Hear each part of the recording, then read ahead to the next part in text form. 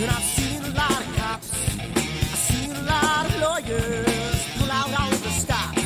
I've seen a lot of children with their parents in their hands. I felt a lot of women who refuse to understand. Well, I don't think I understand why we're making such a fuss. And I don't think I understand what's come of all of us. And I don't think I understand why we take this world for granted. I just want to get right back to Guitar Players Planet.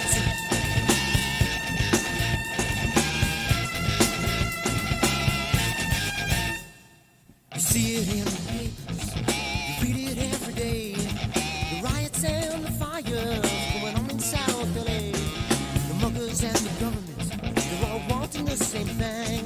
They take you for your money and whatever else bring. Well, I don't think I understand why we're making such a fuss. And I don't think I understand what's come of all of us. And I don't think I understand why we take this world for granted. I just want to get right back to Guitar Players Planet.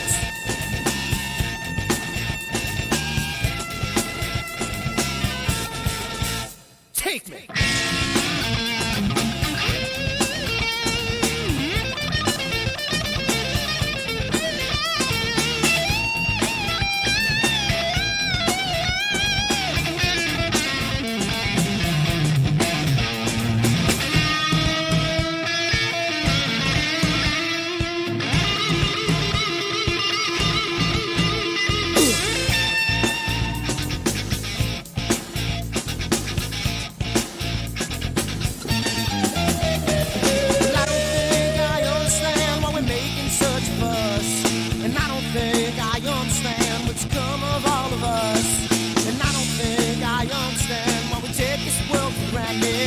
I just want to get right back to Guitar Players Planet. Guitar Players Planet. Guitar Players Planet. Guitar Players Planet. Guitar Players Planet. Guitar Players Planet.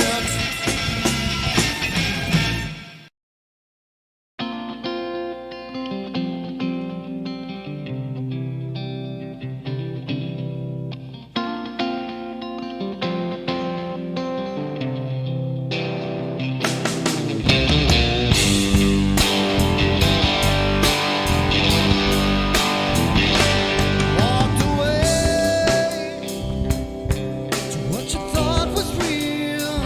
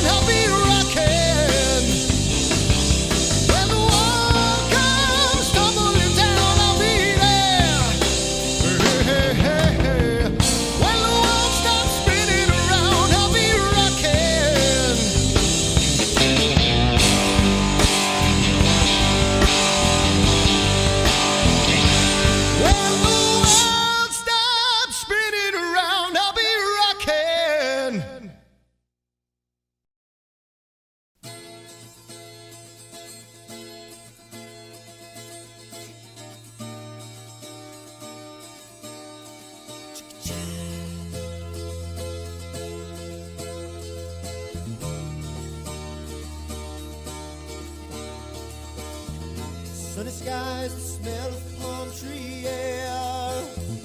Looking back, I could never feel fair. The way the music has touched my soul, the way that the South holds its control. But I've got a new way to choose. I'm gonna start running back to the lands of new. Oh, na na na na na na.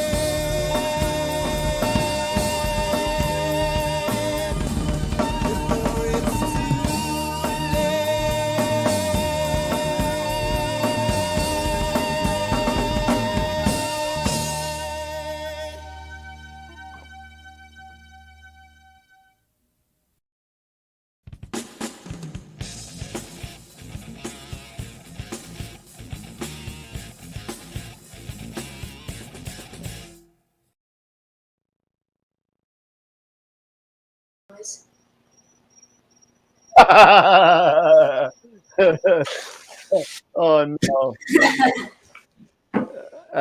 Eric, I think you're muted. I think, or your audio's out, Eric. Yeah, your audio's not on. That was funny, Scott. Yeah. We're good, and just can't hear Eric yet. Let's see. Yeah, I'm not getting anything coming across for Eric. No audio. So fear is the mind killer, and so is your microphone. Yeah, you got it. No problem. I'll take you off for a second. And we'll hide him out, and we'll just have me and Scott for a second. How's it going, everybody? We made it. It's 8:07 p.m. Eastern, on AstroWorld TV, and Scott is looking like Max Headroom yet again. He's got to get his internet down. I can't take it. But no, dude, I thought you had gigabit over there. Is it really that choppy? It's pretty bad. Yeah, it's pretty bad. Wow. Yeah, you're wireless or you're wired? Wired. Really? Because you got a delay on your mouth too. It's like, yeah. Wow. Yeah. Now it's synced up. It's synced up. Hold on. Eric might be back. Hold on. And Eric's back, but he's muted on his side. There you go. Let's see. Can you hear me now? Ah, yes, I can. Right. There you yes, go. I can hear you. What's up, fellas? Yes, everyone's asking what type of camera Scott has. Does he have the Potato 2000? So, you know, not for nothing, Scott. Coming from a professional photographer type thing, you know, you're really looking kind of pixely. I don't get that. I don't know. I if you're hardwired, I would really look at, it was it Cox down there or Spectrum or Spectrum. Yeah, you don't have FiOS down there, right? No. Yeah, I didn't think you do. Yeah, so okay. Everyone's saying congratulations on the move on the chat. So I'm glad, everyone's, if you Bloodstone, I mean, if you missed the last couple of shows, Scott was so tired over the past couple of shows, he actually was drooling on himself on one of them. We weren't sure. We always got to call 911 and have him self-routed over to his house, but I heard a snore every now and then, and it was okay. So we picked up yet another guest star. Hot dog. Hey, the hits just keep on coming, man. The hits just keep on coming. So that goes to, I think, 8 all the way through April. So 8 or 9, somewhere around there. But we just picked up Bob Denny, who is one of the lead developers of Alpaca. So for those of you that don't know what Alpaca is, and correct me if I'm wrong, Scott, because you're a big Mac user. Basically, it's ASCOM for Mac, and and for other platforms as well. So it's definitely groundbreaking for all you Mac users out there that said, "Oh man, Mac's great. What's going on? Why can't I use a Mac with Nina? Why can't I use it for my Focus?" Well, there you go. There's your answer, and he's going to be coming on April 6th. So that's a week before Charles Bracken and a couple of days before Neef, if it goes off. Hey, Pete Myers is coming on. I know Pete was running a little late, but he's now with us. Yeah, there you go. And he not only do we have the closet of death, we got God himself. Pete Myers just looks like he looks like it's either God or Santa Claus. I'm not sure, but it's very dark in the background, and with the white hair, it's just great. It's awesome. Lord. I swear, for our Christmas show, I'm gonna get you dressed up, it's man. Dan. I swear, Lord, it's Dan. It's all me. But yeah, so he's gonna see a flash. Yeah, I know. Might be. Oh, there you go. All right, cool. Let there be light. But it's only the 5th day, so you're 5 days late. So there you go. so yeah. Whoa. So there you go. So we got a bunch of awesome guest stars, and you can see it on the bottom. We got February 9th, which is 5 days. We got Dr. Sass is going to go. Oh, look, we got Titan. Yeah. Titan. We got Titan. We got Titan on 2/4 tonight. We have Titan guest starring. Yes. And then we got, again, Dr. Sass coming out from iTelescope. So if you don't know what iTelescope is, it's a really awesome service where you could rent telescope time from all over the world and get the data that you can't get from wherever you live. So, and if you just want cool data with cool telescopes and cool cameras, you can get it wherever you want. So it's really, really cool. After that, what is it? I got to wait for the thing to go across because it's moving too slow. Come on, Dr. Christian Sass. Let's go. 225. That's right. Ruben's going to be coming on, and he is what's he? Voyager, right? Voyager Software. So that's Voyager. Roland Archer, Hendrik Benjamin from Star Aid, Bob Denny from Alpaca, and on the 13th we got Charles Bracken, whose books we have shown plenty of times through the course of the show, and I'm super excited for that. So, and we also have in the works, and Peter, again, I can't take the credit for all this. Pete is the man with getting all these guest stars. I've just been like awesome. I've been the contact guy, but Pete's being the influencer here. So as a tag team, we've been doing really awesome. And we're looking to get Colin Haig, right? Colin Haig from SBIG. So nice. We're gonna get Colin Haig. We're also going to get Chris Woodhouse. Chris Woodhouse. We're also I forgot about Hansa. Hansa's going to send you the email, so we'll get Hansa with Prism on. So, and that's just the tip of the iceberg. There's a lot more that we're going to be getting to come on. So we're going to wait now until probably April, I guess. We're booked solid till April, are we? Yeah, we're booked solid till May. Yeah. Oh, to May. Look at that. To May. Oh man. So we're coming up. We're coming up close to our summer vacation, so I mean, we got to kind of we're gonna have to get talk online on when we're taking that summer vacation, and kind of because we like to take a little break every 6 months because we all got families and summer comes and that kind of stuff. So there's no reason why we should have to go on every single night, 52 weeks a year, even though actually 104 times a year if you think about it. It's a lot of work, and it's I don't mind doing it either. Like I saw the face, I don't mind doing it either. I'm all good. And you know what? If we're home and I'm not doing anything, I'll call up whoever and say, "You want to go on today?" We'll just go on. It's fine. But no, this is Pete. I can't thank you enough, for spearheading a lot of this stuff and getting so many awesome guests here. And again, guys, you can just tell now with us being booked till May, we are exploding here. We are blowing up. So sharing is caring. If you're on Facebook, share us out, share the video, share through whatever media you guys are using, YouTube, whatever. If you guys have friends who are interested in astronomy and astrophotography, bring them on, tell them about AstroWorld TV and have them come on, and join us. Like for today, a lot of Q&A for people who are new to the hobby, and everything. And on Wednesdays, we have a lot of things happening. We're going to have guests on. I can't wait, to meet the doctor. Dr. Sass, I was gonna say which one. Yeah, I know, right? Astro Doc, who are we talking about? But no, Dr. Sass from iTelescope, that's gonna be really cool because that is an awesome service that he has going on. So I'm really looking forward just to having a chat with him, with all of us, and just understanding more about iTelescope.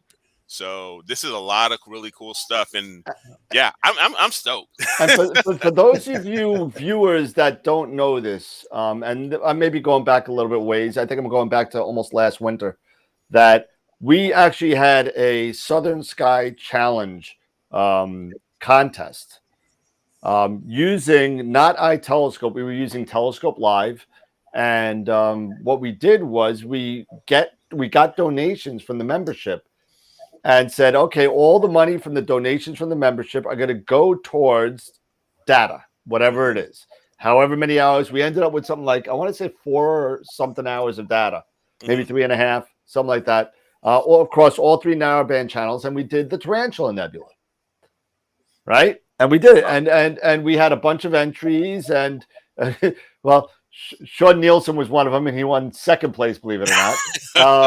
There were other people on there, and we had 3 prizes, and the prizes were things like $100 gift certificate to Explore Scientific, another $100 to Camera Concepts, and AstroDoc donated 2 hours of his time on separate things, which is awesome, and he's willing to do that again. Now, that being said, I had a conversation with Dr. Sass about, I want to say 6 or 7 months ago, maybe even longer, right after the Tarantula. And we have an account with iTelescope for an educational discount. And that being said, we're going to be doing our next Southern Sky Challenge very, very soon, because guess what's coming up again? The Dragons of Era. The Dragons of Era is coming up again very, very soon. So that was the main reason why we started. I know, right? The challenge. But when we started and said we're going to do it, we got the money and we were like, okay, you know what? Well, it's not up yet, so let's pick something else. So we picked the Tarantula Nebula, and then we never did it again. So we're going to do it again. We're going to do the Southern Sky Challenge, and you could minimum of $20 donation to data, and everybody, no matter how much you donate, whether it's $20 or $200, you get all the data. You get it all. And the winner of that, with the best picture, we do first, second, and third prize, the same as before. And we just do it. So we had, I think we had 13 donors last time with 5 or 6 entries. Not everybody that donated entered. Some people just wanted to see the pictures, which is fine. Listen, and it's awesome, man. And, you know, and that's what we're going to be doing very, very soon. I'm going to set it up, and it's going to be pretty wild. So we're going to get this Dragons of Era going up as soon. And we're looking at the website launch somewhere about Valentine's Day, somewhere around there. So there's going to be a couple of things. I'm so excited with this. I'm sorry. I know I'm talking a lot, but there's a lot of stuff going on. I just want to get it out as quick as I can. So with the website that's coming up, we're going to have a sponsor page, but we're also going to have a membership sponsor page. And what we're going to be doing in that membership sponsor page, and it's not all set out in stone yet, but for $5, you know, it's going to be like a PBS thing. You know what I mean? You donate and you get something. So, you know, for $5, maybe you get a sticker, and for $15, maybe you get, I don't know, a tape or a coffee mug or something like that. And we'll sit there and we'll do that, and you get something as you donate to the show. So that also helps offset the cost of stuff that we need, like lights, time, whatever, all that kind of stuff. That's going to be happening. There's a lot of other stuff in the works that I don't really want to get into right now, but it's going to be freaking cool. It's going to be cool. I'm so excited. Anyway. Okay. Feel better now? You got that all out? No, there's more. There's more. More? There's more. Let's show the videotape. Ready? Here Roll we that go. beautiful bean footage. There we go. There you go. I'm so excited. I mean, I've been this excited in a long time. So here you go. Check this out. And I'm going to put this up. And here we go. So this is what the wheel looks like right now for the Neptune cam. Oh, my gosh. Holy crapola. It's ridiculous. Wow. It's ridiculous. So right now, if you look at the top where it says entries, that's how many entries were bought. There's 43 entries. Oh, my gosh. That is awesome. Okay, so that almost, if we bought the camera, which we didn't, I'm not going to say we did because we didn't, it was donated, but it would almost offset the cost of the camera had we bought it. Wow. Okay. So if we were to buy the camera to offset the cost, we would have had to do 60. Okay. 60 entries. So we're only 17 away from break even. Okay. So everybody who's watching, if you want, and if you don't know what's going on, because I see a lot of new people up in the chat. I saw a couple already. So thank you for joining us. We're doing a raffle on the 11th for a Player One planetary camera. It's a Neptune camera. It's like a 290 from ZWO. It's under a different name. It's a different shape. It's kind of cool. There are already some stuff on YouTube about it and some reviews on it. So go check it out. And it also comes with the 1 1/4 IR cut filter as well. So $5 for one chance. You can buy up to 10 chances. $50. You get a $300 camera. So. Josh, no, we're not going to be giving away two. We already gave away the Mars camera, and Joe Mellon from New York actually won that one. But this is the next one, and first of all, I gotta say also thank you to High Point Scientific, who is our first sponsor, and they already are donating stuff to us. And I didn't tell you or Pete about this. Scott knows about it. We talked about it. They're already, holy cow, there's more. There's more. And they're already donating some books for us to raffle off or give away. We're probably going to give the books away. And also 1 1/4 ZWO dual band filters, stuff like that. So it's kind of cool. So stuff is coming in, and they're going to ship it right from them. We don't even have to hold it. They'll ship it. We just tell them where to send it. So thank God. You talking about Woodland Hills? You talking about? Oh my God, Woodland Hills. Jeez, I'm sorry. What? Oh my God, sorry. Oops. Yeah, Woodland Hills. I apologize about that. Not High Point Scientific. High Point Scientific we are also affiliated with, but they are another one of our side sponsors as well. It's Woodland Hills. Oh my God, I'm going to delete that. Telescopes.net. Okay. So I'm sorry, Farrah. Sorry. So Woodland Hills has been donating a lot, and thank you so much for them. Appreciate it. So that's that. And you know what? I got something funny to show. Since we're on the screen, I got something funny to show, and this is the last thing I'm going to say. Okay. For now. You know, there's that disclaimer, folks. Yeah. Asterisk. Yes. So it was my birthday this week. It was my mother-in-law's birthday this week. So Jen, my wife, bought a like a kind of like a low country boiled thing. You know, so you got like all the seafood and the potatoes and the corn. You throw it in a pot and all this kind of stuff. You throw it on a mat, whatever, and it was kind of cool. But you know what? I just thought it kind of needed a little bit more pepper, and or some little bit more spice. Right? It wasn't enough. So I added a little pepper to the to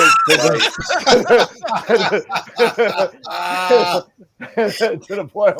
So no animals were harmed. Yeah, here comes the Call PETA. That's funny. Talk about a little pepper. Anyway, I'm gonna hide that now, and then so who's imaging? Enough with that. Who's imaging? Who's doing stuff? Nobody. You know why? Because there's a freaking storm going all the way across America. There's snow everywhere. There's snow in Texas. There's snow in New Mexico. There's snow up here. You name it, there's snow. There are nobody's imaging right now. Nope. It's crazy. It's pouring rain in New York. Even though it's 50 degrees and nice, even though it is freezing outside. I mean, upstate New York right now, they was doing a newscast, and like literally there's icicles on all the trees. It looks like a glass wonderland. It's like crazy. Wow. Yeah. But yeah, I'm not doing any imaging. No, here's Scott shaking his head. Poor saps. Yeah. He's hanging out in his lanai, and you know, it's 75 degrees outside. You know what you need to get, Scott? You need to get those like color LEDs in the pool, kind of. You know, get the ambiance, get the ambiance going in there. Yeah. But, working on it. but yeah, Ghost. You guys talk, man. I'm getting like cotton mouth. Yeah, no, but the whole weather thing. At least Mark, you know, he lives in the desert. So okay, fine. You get a pass. Fine, whatever. And it's not monsoon season either. So okay, you're fine. But for everybody else, it's freezing out there. You know, it's cold. I was constantly checking my weather apps, and it looked so promising earlier this week. And then yesterday still looked good, you know, and then today, snow. I mean, 1 minute it's nice and clear in the afternoon. I walk out of my office, it is just snowing like crazy. And I'm just like, who bought something? Who bought something? So, there it is. There's the culprit. Been sitting here since Wednesday, so. So yeah. Yeah, I hear you. I have not been doing. You guys know. I mean, I'll show you real quick. I mean, I was just, I was just ready. You know, I was trying to do a video, and I'm kind of like in the middle of it, and you know, so that's my video going on right now. Okay. And I'm installing the new filters. Okay. So right here, there are new filters and my gloves and the Allen keys and all that. But I haven't done. I started to do it, and then everyone's calling me, so it's all set up and ready to go. But I haven't done anything. Okay. You know, one of the things that I did notice, because we were showing my flats from the 294 Yeah. in the whole Warshak thing. I'm really thinking another part of it is also it could most likely be the off-axis guider, because it's using thumb screws to Yeah, hold we were things in talking spot. about Yeah. that. So I think you're onto something as far as there being a little bit of Oh tilt yeah, or shift. definitely. Oh, You you'll know, get it, Eric. Absolutely. I'll put money on it. That's where your play is. yeah, yeah, and that's what, No and I agree question. with you, Pete. You know, and it's like, why can't these people just make things threaded? How hard is it to make something that's threaded? Really? See, that's why it's funny. Like when you look at precise parts, Hmm. on some of the choices, especially like with say SBIG cameras, they give you the choice of bolted, threaded, or dovetail. Dovetail. Yep. And I tell you what, I always see with bolted first, then threaded, and then dovetail. Dovetail to me is always the last because there's going to be so much play if you go with the dovetail fitting. So Hmm. you're absolutely right. They should definitely look at that one point because it's always that OAG that's going to be the weak point in the Yeah, optical train. Yeah. it is. Anything that's not threaded is going to give you some sort of screwed up tilt somewhere. Yeah. Yeah. And and this being, and this is that's the Celestron off-axis guider, and everything has those thumb screws with the dovetail, and it's don't get me wrong, it's a great off-axis guider. It does its job. It's really good, and it has a nice large prism, and for That's got the guys like 12, right? me, yeah, it's got the 12, but for guys like me, who are, kind of on a budget, we're watching, what we're spending. Can't you guys just be nice enough and think about, some of this Make stuff?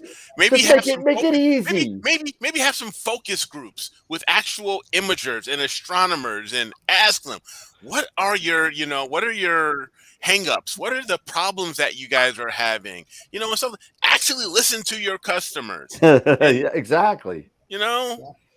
Yeah. And you know what? It's a shame because that's something. And I'm sorry, Yeah, I'm it's looking at the just ground, but it's kind that's of just like what Mark has brought up is if you look at QHY, they've got that dovetail. And mhm, so by the time you put on their tip tilt plate, that adds another 6 millimeters. So now you've yep, got 23.5 millimeters as a yep. total back focus on the QHY cameras. And I'm like with the guys, why do they have that dovetail? I mean, it's just another weak point that you yeah, got to go ahead and you got to adjust those little set screws, and it's just another weak point. Yep. And we were talking, I think you and I, Pete, were talking about it. And, basically, even if you want to use that, because there are threads in there, if you don't want to use that Yeah, there are threads in there. But the problem with the threads in there is that they don't accept a lot of the regular standard extension tubes. They're not yeah, long, the thread isn't long enough. So even though it's M42, it only goes about 6 or 7 threads, and the thing just spins and spins and yeah. spins. And that's the reason why I got rid of the 183 from QHY because I only had one M42 that actually I had to put like one of those like cruddy batter kind of 1 millimeter spacers on there just so it'll reach the bottom. Yep. And the other thing that gets me too is just that have you ever had to use those Delrin rings to be able to kind of accommodate that when you do thread it, you want to kind of get it orthogonally aligned, right? And Yep. sometimes it's a little, just like maybe 20 degrees past. And so you got to get the little Delrin rings to stick in there, and you got to kind of buff it up a little bit just to make sure that it gets Yep. it in there. Yep. So it fits in there solid, and Yeah. it's a real pain. It really is. yeah, Well, there's a reason why precise parts, cost what it costs. That their stuff is made, and I'm not saying all their stuff is perfect. But we know it's not. I mean, people have gotten stuff wrong before, and you know what? Right. When you're doing mass producing like that in the niche business, that what they do, and they do a lot of their stuff pretty damn well, I gotta say. Yeah. The mistakes that go on they're few and far between. I mean, they really are. We had a couple of issues, and you know what? It's okay. It happens. But for the most part, you go to Precise Parts, and they're pretty much on the money. I was talking to Tom Bramwell a couple of days ago, and I was like, Tom, when are you gonna get the Arco stuff in there, because it's not on the website yet? He's like, oh, we sent them yesterday, but I said, Tom, they're not there yet. And sure enough, the day after, they may not be very responsive from email and phone, but when they get down to business, they get it done pretty quick. They're pretty good. Yeah. But you got to just remember, it's patient. It's all custom parts. It's going to take time. Yeah. It's going to take time. They got to machine these things, guys. That's why it takes 4 weeks to do these things. It's not just the machining. It's also, the powder coating that they do. Yep. And all of that. I mean, that takes time. Absolutely. I mean, when Pete, when you ordered, the Monster Moag for me, and you put the order in with Precise Parts for the 2 bookends, right? Yep. That sandwich between that Monster Moag, it took 30 days. Yeah. I tell you one thing about Precise Parts and Ashley. It wasn't his fault on this. It was just that Takahashi didn't give him the right revised TOA 645 flattener. What happens is on his drop down list at Precise Parts, it was still an M92 thread size. Well, Takahashi's upgraded it now with a revised flattener, but it's an M72. So I got 72? These adapters. Yeah, I got these adapters. I'm thinking, wait a minute, man, it's an M92 and the flattener is an M72. And I'm going, Ashley, I don't think Takahashi is giving you the right update on this revised. And he says, no, they didn't. I said, Ashley, then I've got to get this thing done. One thing about Ashley, if he makes a mistake, he'll refund you and he'll get this part done right. And he really is a good guy to work with. He really is a good guy. Yeah, absolutely. Absolutely. That's a sign of a good businessman. They take responsibility for their product. Yeah. I mean, he has a niche market. There's no question about it. It's really a unique, very niche market that he's got. And you know that within the next week or so, he's going to have the Asados all up there. You know that. It's going to happen. I know he's already got the Arcos up. He's got them all up. I spoke to Tom the day before he sent them. They were received on the second day. They were up by the third day. Oh, that's good then. So they've been really, really good. I wish I could say that they're really good with email. They really are not. No, they're not. They're not. The thing about Ashley is he's got his daughter working for him, and his daughter is the one that's doing all the office work and the emails response. He wanted to get away from all that, so you just have to kind of contend that you're dealing with her. Well, again, anybody with something new, you're going to have growing pains and stuff like that. So I'm sure she's still getting used to the business, So, but listen, let me tell you, I've gotten stuff since Ashley's daughter has been involved, and I've gotten stuff and it's been fine. So, I mean, no issues there. Hi, Black Man. Hi, LaDonna. Everybody. LaDonna's probably not talking about me. He's probably just talking about you, Pete, not me. Yeah, LaDonna. She said only you all are perfect. Perfect. So I don't know, LaDonna. I know she ain't talking about me. She ain't talking about me. I know she's not talking about me either. Not talking about me. Please, Pete. Yeah, I know, guys. So we got. It's amazing. It's a Friday night, and she loves watching our show. So believe me, we're all doing pretty good. Hey. LaDonna says, just you, Dan. Just you. Just you, Dan. I'm not worthy. But hey, Black Man, how's it doing? How's it going, man? Black Man is on again. How you doing? Yes. What's going on? George, welcome back. Thank you for staying up so late. I know you're probably getting ready for work. He's like a UKer, if I remember right. Let's see. We got Frank Longo, who's a friend of mine in Long Island. He's there. Bloodstone is in Zion. He's clear, so he should be imaging. And if you're not, you're wasting a night. Let's see who else. Thank you, Bloodstone. Happy birthday. Thank you so much. So we got a lot of stuff going on here in the chat. So thank you, everybody, for showing up. We got 20 people currently viewing right now. So thank you for the support. Appreciate it. Thank you so much. Yeah, really. But so we're 975 on YouTube. We're 975. Hey, we're making progress, man. 25 more is all we What- need now. We got to get 25. We're making progress. 25 by next Wednesday. And so George is making fun of me, and that George, I'm gonna put you in like Poland next, so don't worry about it. You know, I always screw up where he's from. All right, so what do we got going? We got anything going on tonight? We got some pictures. Yeah, I was going to ask, do we have any pictures? And and folks, this Friday night is Q&A. So if Q&A you got picture night, yep. You know, Q&A and pictures. So if you got questions, we'll try to give you an answer. And don't forget, we've got the Discord channel, we've got the Discord server, we got the Discord channel. So hit us up with your questions on Discord. I'm actually checking and taking a quick look. I'm on it. Yep. I'm on there too. Monitoring every once in a while. I see some back focus conversations on there. I see Tyler is selling a C11. C11 Yeah, Edge. he is. You know, with Feather Touch micro touch focuser automated. So, you know, 3250, that looks good. MX Quattro, if you're on there, the reason why he's selling it is because he's got too much stuff. So he's trying to tone down a little bit, but he's got MX Astro actually threw out a question here. Did I miss it? No, Mark did rather. Mark, currently have an Orion field flattener for my ES ED80. Thinking of replacing it with a reducer flattener to get a wider field on some objects. What do you all recommend? Oh, okay. So for an ED80, right? Yes, that's what it says. And Explorer Scientific ED80.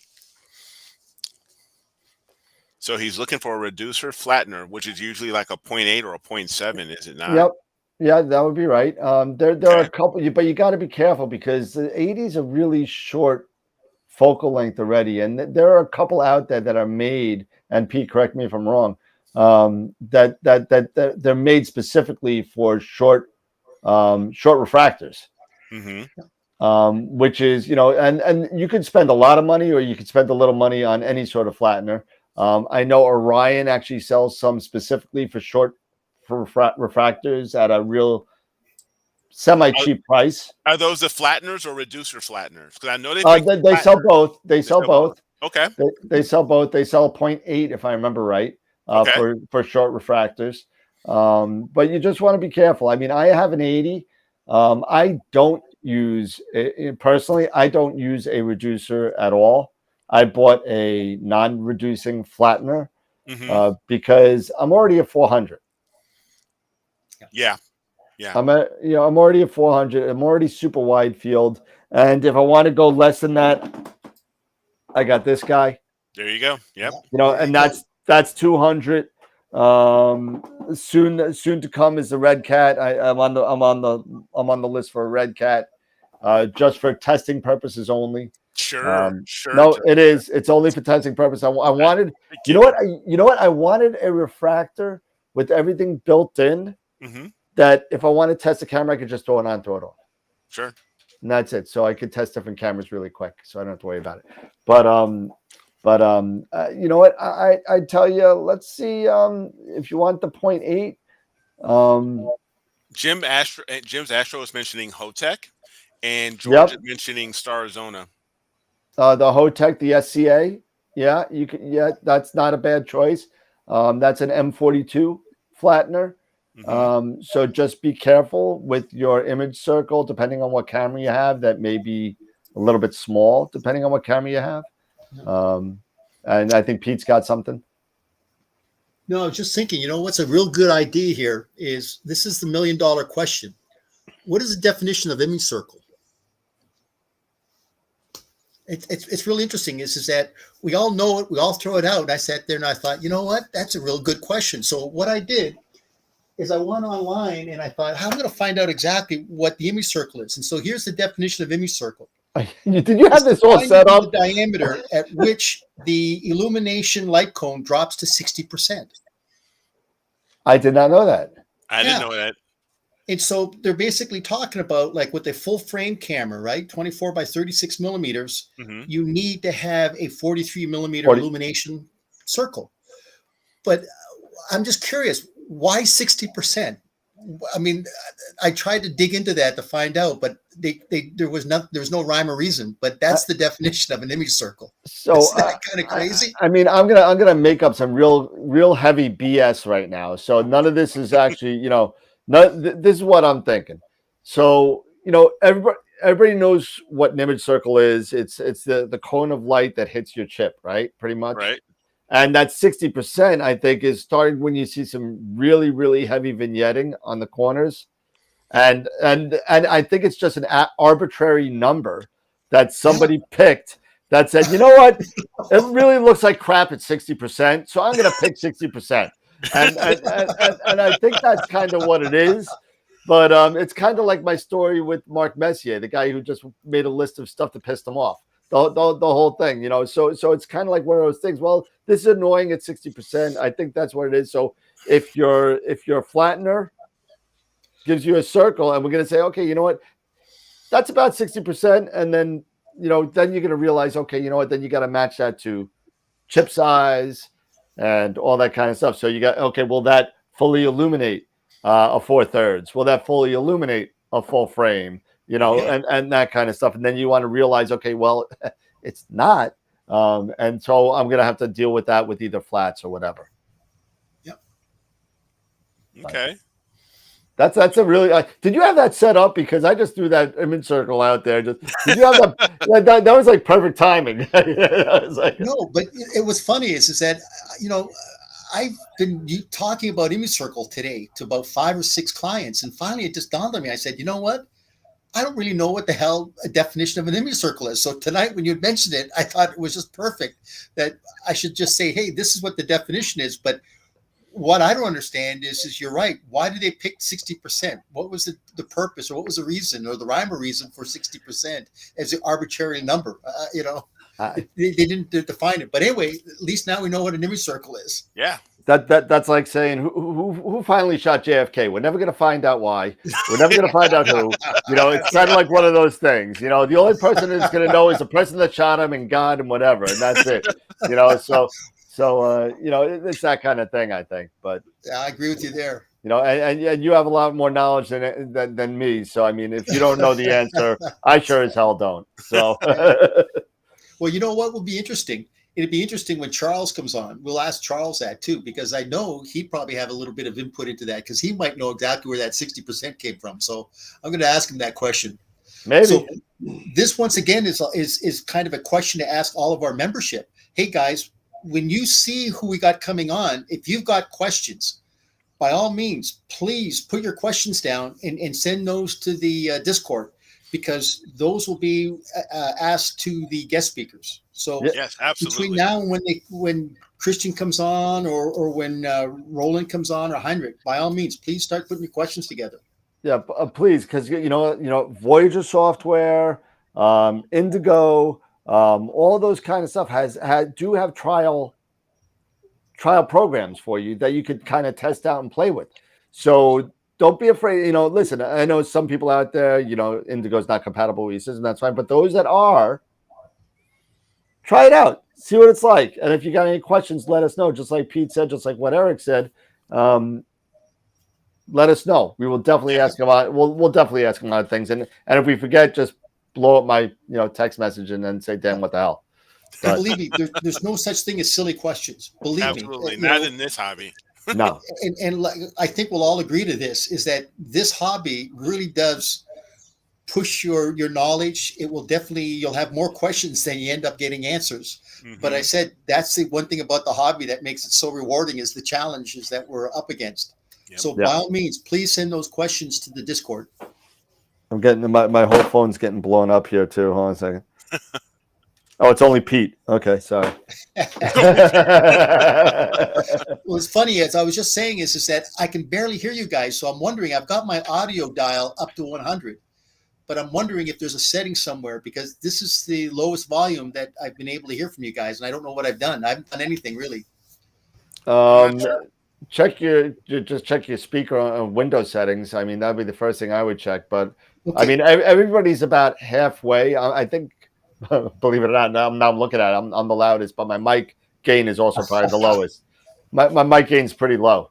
So but if just for those of you that are watching on YouTube, if you hear some randomness in the audio, let me know if anybody needs to go up or down or whatever. And Eric just disappeared. He's now green screen again. What?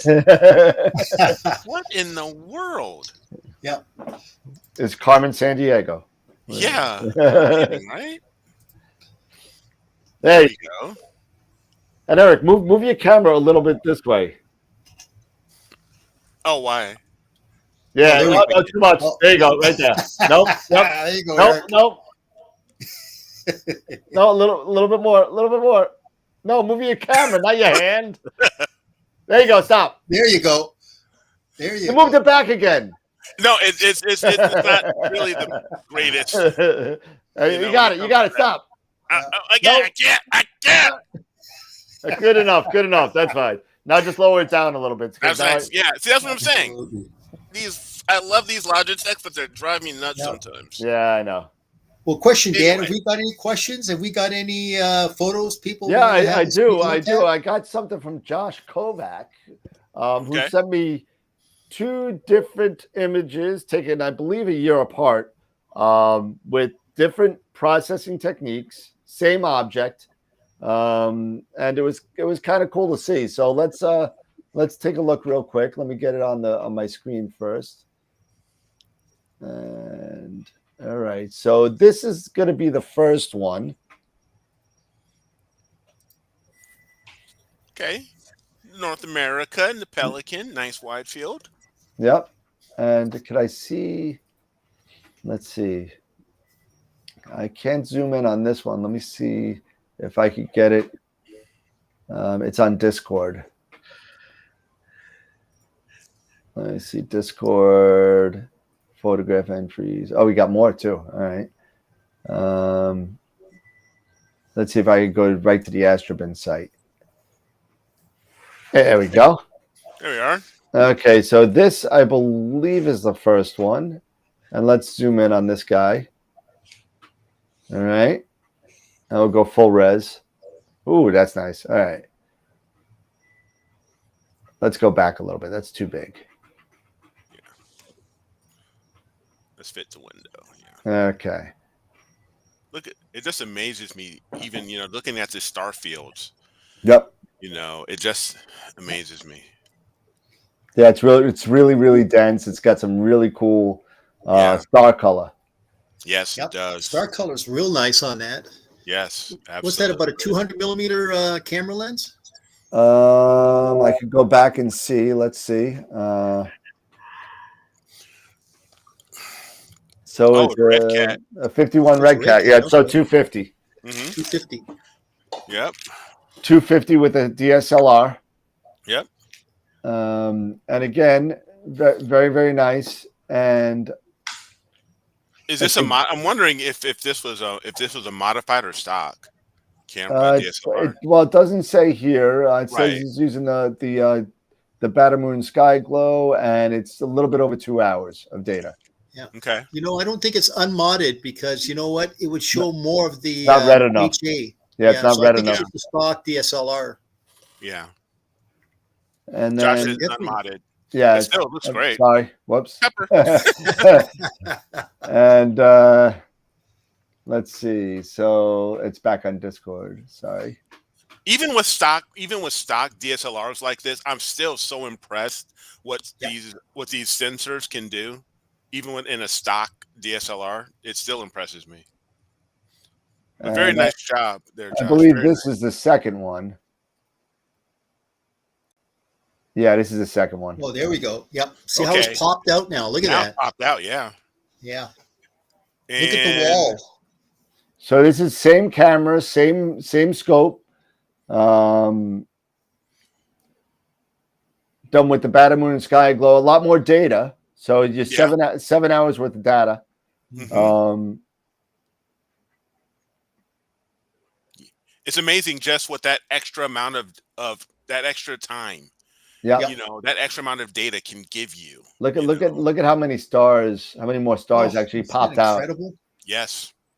Especially in this area down here and in the North American itself, Yeah. right in here. This has always been a crazy. I think it's so funny how it kind of like you can see a line around the Pelican. Yeah. On where the stars, it's kind of like, you know, when you see the United States at night, that line at like the Mississippi, where everything turns darker. It's kind of like this, where the east is darker than the west here in this case. But I mean, it's just amazing. Yeah, how, yeah. The light pollution map. Yeah. You know, yeah, exactly. But I mean, you can definitely tell the data worked a lot better, and the background is a lot brighter than the other one. If I could go back from, He got some really good. He got some really good detail on the wall. Yeah, again, here's the first one, right? Yeah. And then here's the second one. Oh yeah, yeah. Look at that. Look at Deneb. Look at even Deneb. Look at the. Yeah.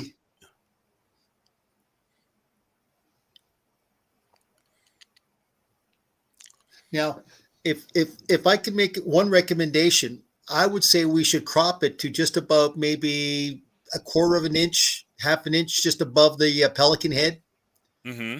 So you would just kind of cut it there, because once again, we're trying to show the pelican in North America. All that other area up the top is just kind of just distracting, or it just kind of takes your eyesight away from what you're trying to do here. So I would make 2 copies. Keep one, what you've got here, and then just crop it just above the pelican head. Yeah, right there. Yeah. And I understand, I understand a little bit why Josh did it like this, because he wants Deneb in there, you know, because that is, but it is such, when you have these larger stars, it is such a focal, you know, point right there. It's can sometimes be a little distracting. Well, see how it's oversaturated right there. That's where it is distracting, right, Eric? Yeah, exactly. As compared to the first, if you look at the first image of Deneb, that one, if you could, see that, I could see replacing the second, you know, Deneb. Sure. That would Yeah, you know, I was actually thinking the same thing. So maybe taking the stars from this picture and putting it on here. Yeah. You know what I mean? Do like such a crowded star field. There's no question about it. You know, I love this star field. Yeah, and I love the wall. I really do. I really like the detail that he's got on the wall. Scott, what's your input? His input is, what time is it? I'm going to sleep. What time is it? I'm going to sleep. Oh my! I love the color in this. My instinct says that he's using a camera that's got an IR cut filter. He's using moon, and he's using the batter. Glow. Yep. Oh, he's got the batter. Yeah. Yep. Can you? But if I can make a recommendation also to you, Josh, consider a filter such as the Hutech IDAS NBZ, and take this photo again, because the NBZ really does tame these brighter stars such as Deneb, and you're going to be able to pull out so much more pepper. I closed them. I think you're gonna be able to bring out so much more nebulosity, you're right, out of this than, you know, with the versus the moon and sky glow. That's just my opinion. What do you guys think? But I think if you consider, you know, something like that, a dual band, narrow band, one shot color filter, you can think about that, and I think it will also help tame that star. And you'll still bring out some great star color with the rest of the field. You know, Eric, you and I think so much alike with that NBZ filter. I mean, it really is a great filter. It really, really is. I bought one. Yep. It's, you know, as I said, it really is just a great dual channel filter that for HA and O3. It is really just a great filter. And once again, it's Japanese manufactured, right? It's made in Japan, so you got the good quality glass. Yes, you do. Yep, I mean, for sure. It's pretty awesome. I mean, I think I sold 3 or 4 on Thursday. Okay. I took orders for like 4 of them on Thursday. Yeah. Hey man, is that the filter? Is that the filter you were talking about? And so I was like, yeah, that's it. So That's it. Yeah, it But- showed but- up on the OPT Facebook page. They had them, and I literally grabbed the last one they had. Yeah, just remember, and again, to what Josh is saying right now, the Batter Moon and Sky Glow, correct me if I'm wrong, is more for like a gradient kind of light pollution filter kind of It thing. is. Mhm. The NBZ is a dual band, narrow band image, like a filter, like that, like the Enhance, right? Right. So they're 2 different things there. Right. You know, so The- not necessarily instead of Moon and Sky Glow, but to get a different photo. You're gonna get a different photo when you do this. Yeah. You're not gonna have that color palette like you have now. And you can use it on an unmodded DSLR. Yes, you can use it on an unmodded DSLR. Yeah. Basically, what narrowband filters really are they're basically interference filters. Mm-hmm. Yes, Yep. they are. And what they will do is they will just allow that peak of transmission at that particular wavelength. So like when we look at HA, it's 656.3 nanometers. O3 is 500.7 nanometers. And so if you look at the charts that show you, you'll see what it actually blocks out. And then you'll see this curve go up. And if you look at the left, the y-axis, it'll tell you what that transmission for that particular bandpass will come through. Mhm. And when they say 3 nanometers, what they're saying is basically 1.5 on one side, 1.5 on the other side is what's going to allow to go through. Right. So we got 656 minus 1.5, and we got 656 plus 1.5, and that's going to be the transmission bandpass of specific light for the HA that's going to be passed through that filter. Right. So the key is when you look at the specs on these filters and you look at the graphs, you really want to look at what other wavelengths are not being passed through. And that's what's the important thing, because once again, you've got, what do we got? What mercury vapor, sodium vapor, Mercury and sodium. Yeah, You've got sodium vapor. every other possible combination of wavelengths coming through. Mhm. So I agree is that you want to definitely look at this from a perspective of not what's being passed through, but what's going to be not passed through and act as interference. Yep. Hey Tina, thanks for joining us. It says she said the Bloodstone sent me. The Bloodstone sent me. That's awesome. That's awesome.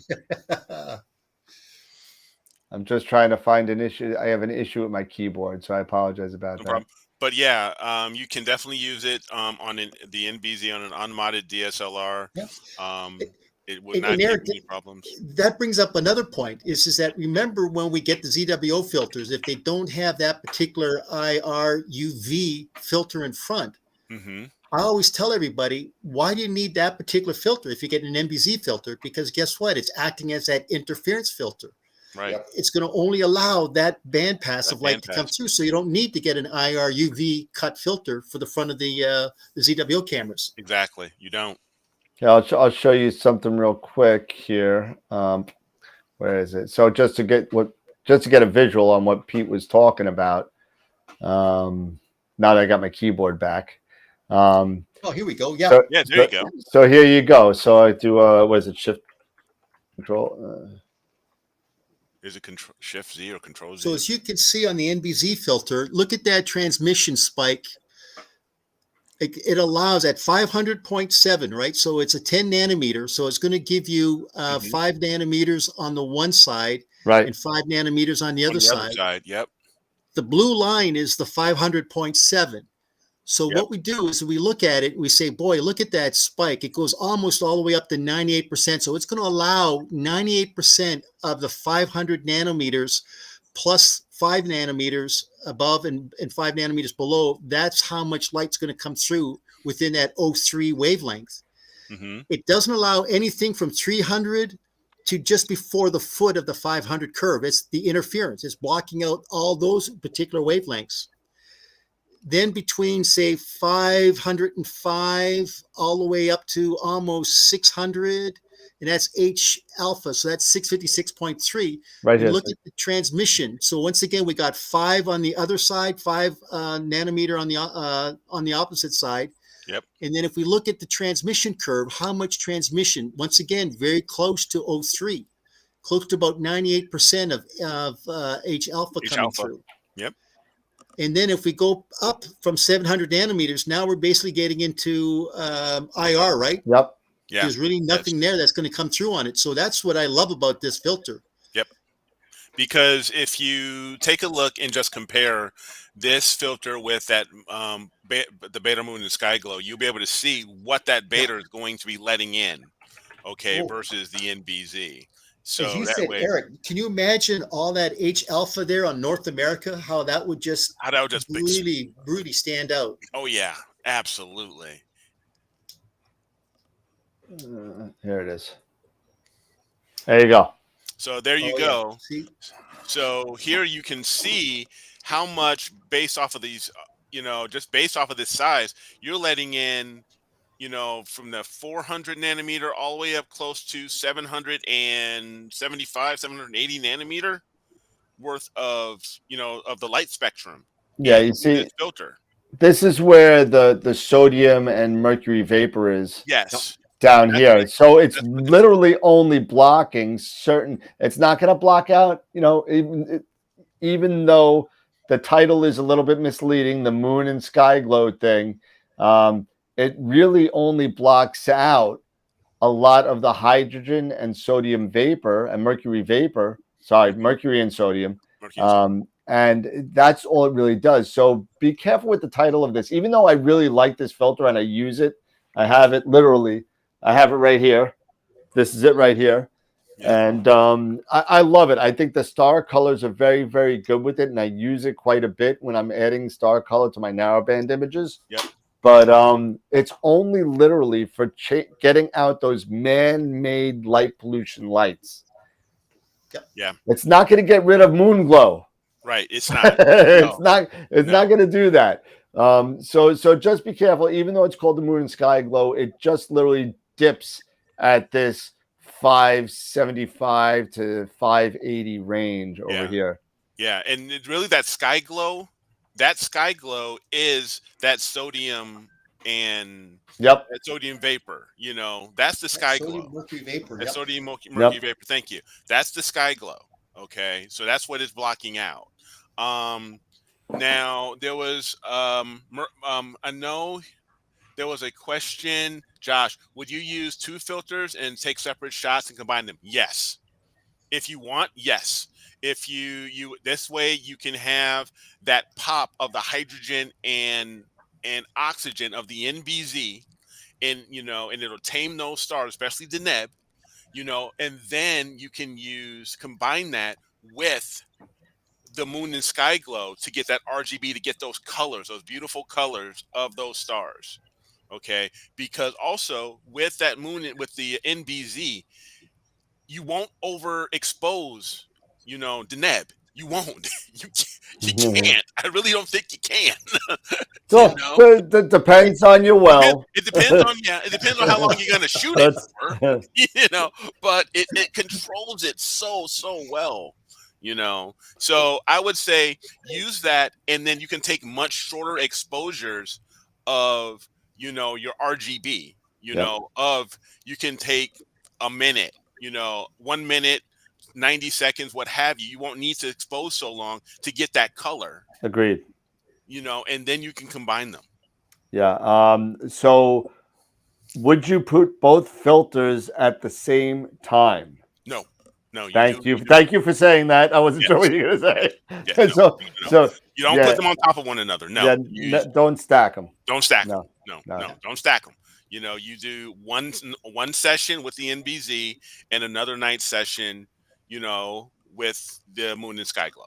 Yeah, absolutely. And then you could just add them with either, if you're a PixInsight user, you could use Pixel Math. And add them together. You could use StarNet to take stars out. And the StarNet 2. I heard good things. I like it. Okay. I like it. I haven't used it yet, but I heard good things. And I'm sorry, Pete. I'll put it up against Star Exterminator. I think it's pretty damn good. Yeah, I do. I tell you what, Russell Corman has some great he's got the star reduction, he's got the star exterminator, Yep, he's and the got gradient. X. Yep. I mean, to simplify your gradient removal, believe me, gradient X you can't beat. It's so quick, so easy. And then the star exterminator, oh my God. No more star mask. Yeah. Yep. It's just worth it. It's worth the $60, man. Believe me. Yeah, absolutely. Let's see. What was another question that I saw? Mark asks, how does the NBZ compare to the L Extreme? I personally think the NBZ blows the L Extreme out of the water. Let's it's pull so up, much better. Dan, pull up the transmission curve for the L Extreme if you Yeah, can. I think the it's L going to be Extreme different. is so red. They're Yep. all red. No, but I think it's even too more red. I agree, so. Eric. It's too red. It's It too is. red. It is. I mean, I've looked at my images and I go, whoa, no, it's just too overbearing almost. Yes. And I'm pulling it up now, so give me a second. And L Enhance, L Pro, L Extreme. Of course, they only put a You're really losing Scotty. Scott. Oh my. Bloodstone. I recently acquired Optolong 31 millimeter 7 nanometer HA. Does it matter which side goes towards this camera sensor? Sorry, I would Yes. Yes. Yes, it does matter. Yes, it does. So think about it. I'll give you an easy way to remember it. Shiny towards the stars. That's an easy way to remember it. Matte towards the camera. Shiny towards the stars. That's if you have a shiny and a matte side, to be honest with you. Yeah. Some do not. And I believe that I want to say it was Optolong had like the pen challenge with the looking at the shadow of the pen, and without touching your filter, look at the shadow of the pen, and if it's ghosted, that's a side that goes towards the stars. Yeah. So that's another way to do it. But if you got a shiny and a matte side, put the matte side towards your sensor. Josh, I agree. I wish there was a library you can check out, and borrow a couple of things, for a couple weeks just to try them out, and then you send it and return it back. I wish you could. I don't know anybody that'll do that for me. I don't.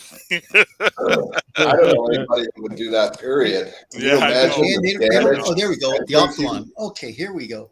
Here we go. Can you imagine the damaged filters they'd be getting back? Oh yeah. Okay, so as you can see here, it's very, very close to the IDAS. You're actually there. It's letting in less. It looks like it's actually going. It's just a little over 90. So we're looking at about 92%. Yep. 91% there. Yep. And I think it's letting in a little bit more. You see the red line here? Yeah, that's moving over. I think it's a little bit over to the right, so it lets a little bit more on the green blue side. If I'm not mistaken, that's a 21 millimeter bandpass, right? I believe you're right. I think the L Extreme is. Yeah, I think it's around there. And so you can see now why it's allowing with that 21 millimeters. That means you got 11 millimeters on one side and 11 millimeters on the other side, as opposed to 5 and 5. Exactly. So you can imagine why how you're much getting more of that red in there. Yeah. Exactly. Yep.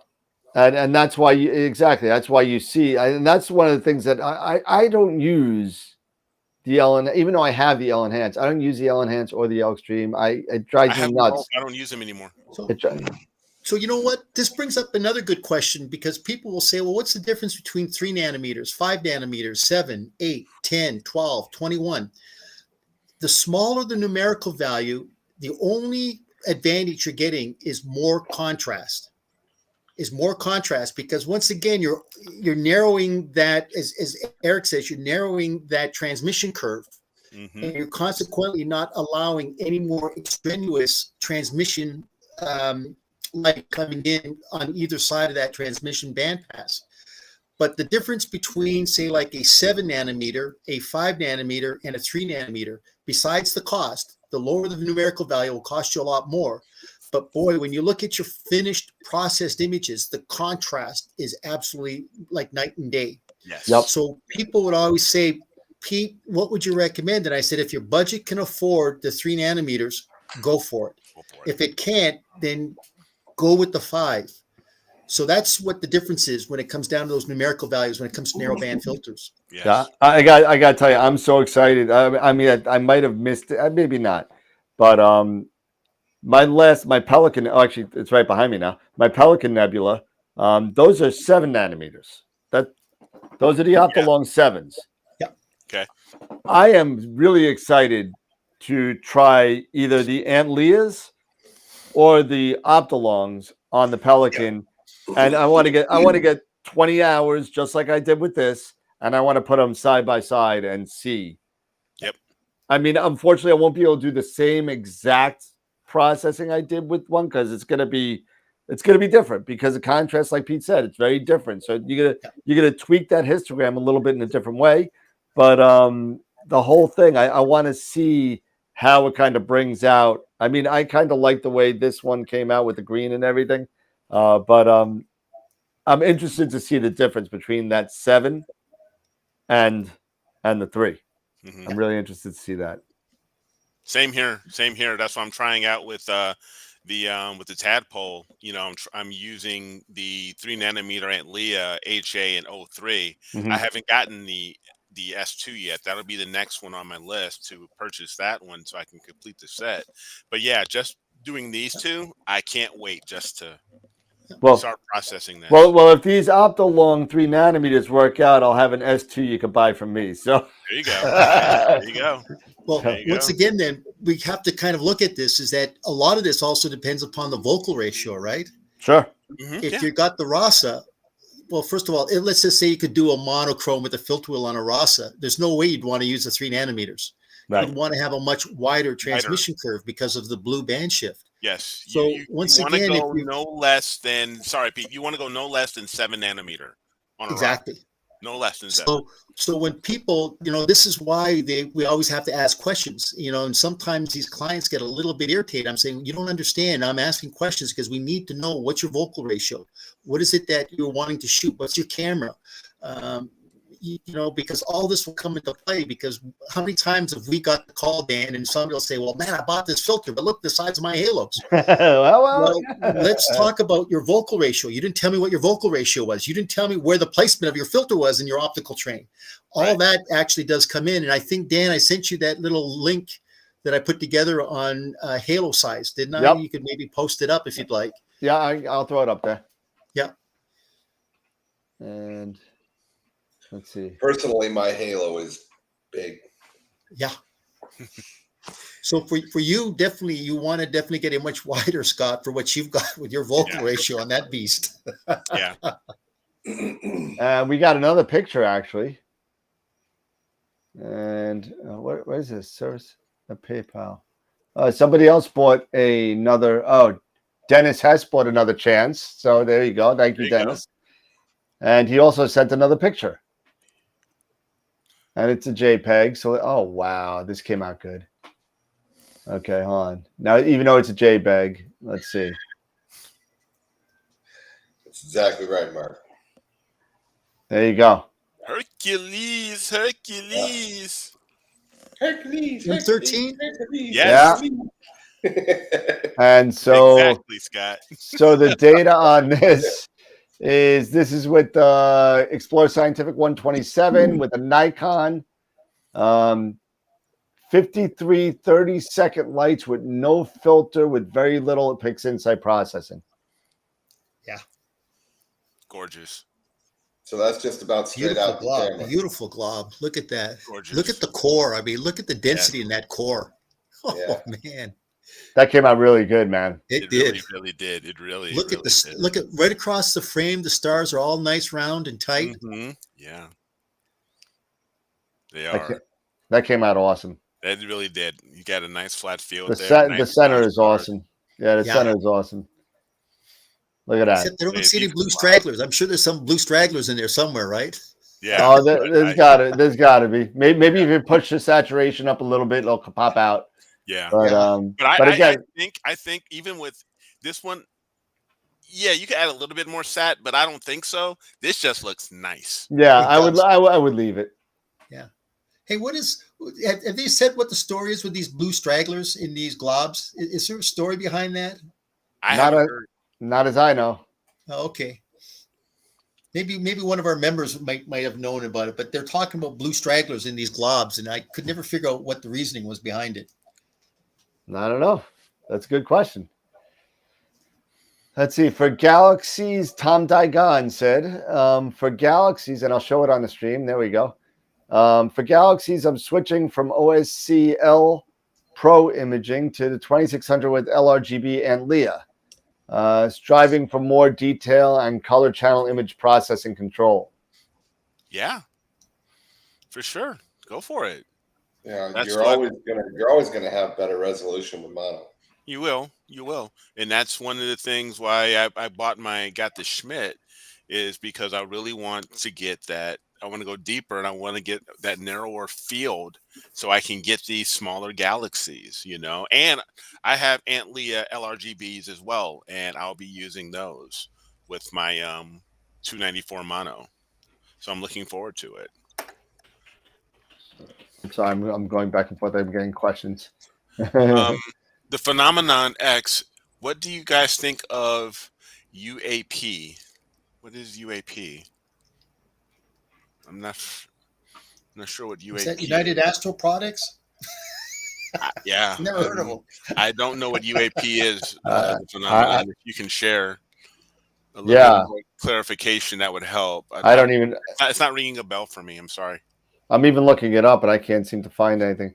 Oh, that is what came up too. You unidentified aerial phenomenon. An unidentified. I guess UFOs. Oh, you're talking about UFOs. The truth is out there. Yes. I'm telling you, the truth is out there.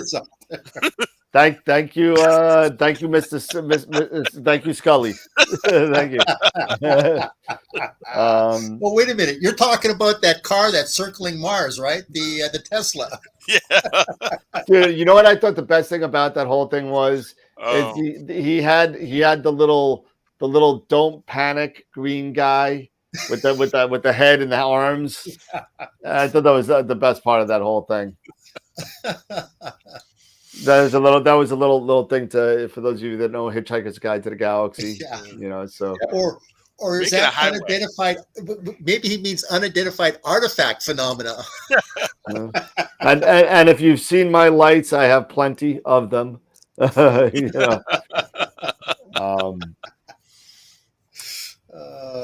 God, that's funny. That's funny. Awesome. That's awesome. And I gotta put entry number 44 in here. George, neighbor got new landscape lighting. Why? I'm sorry, man. I'm right there with you. Oh God, I hate when they do that stuff. They don't get it. They just don't get it.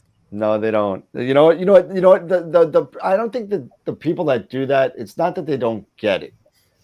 I just think they're thinking about their own house, and they really don't. They're not thinking about full cutoff lights. They're not thinking about that kind of stuff.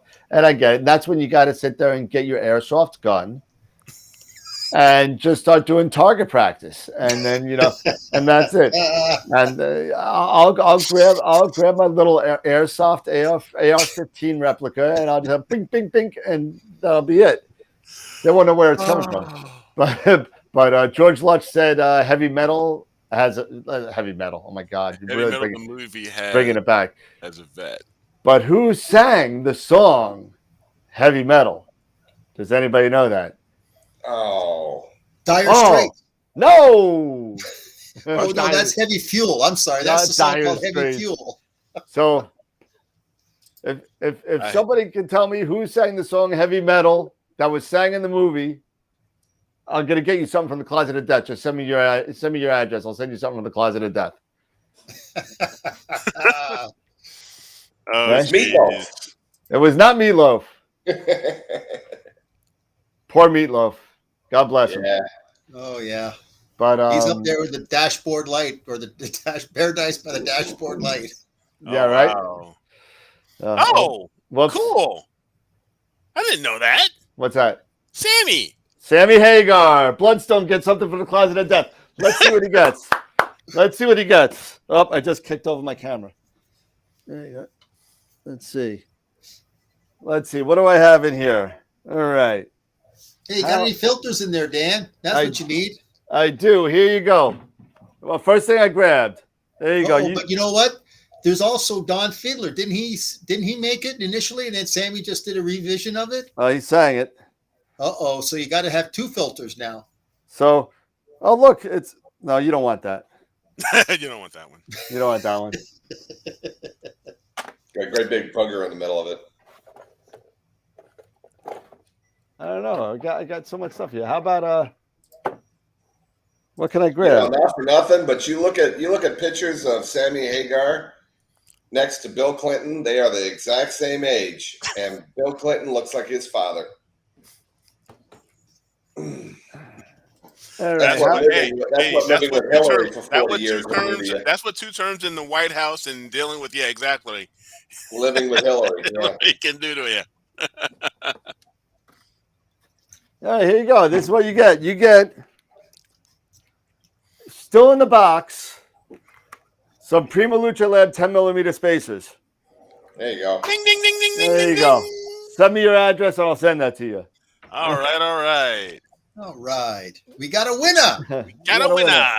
10mm space. Hopefully you got Prima Luce. Because it's the only holes that'll fit.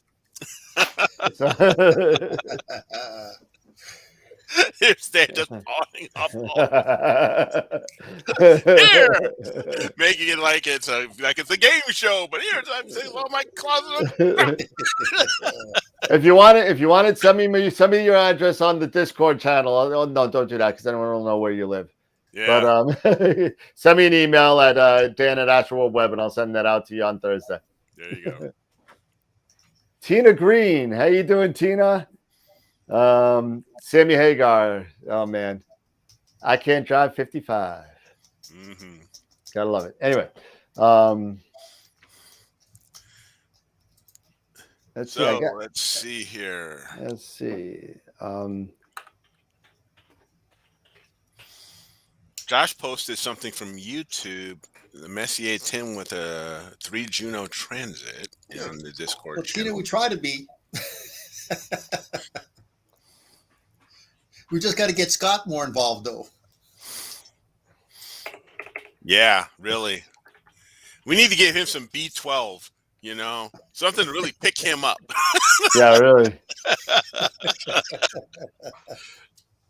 Oh, geez.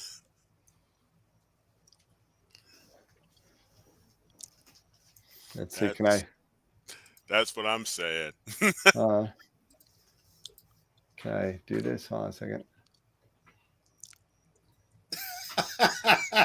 Scott. That's what he's got in his hand, doesn't he?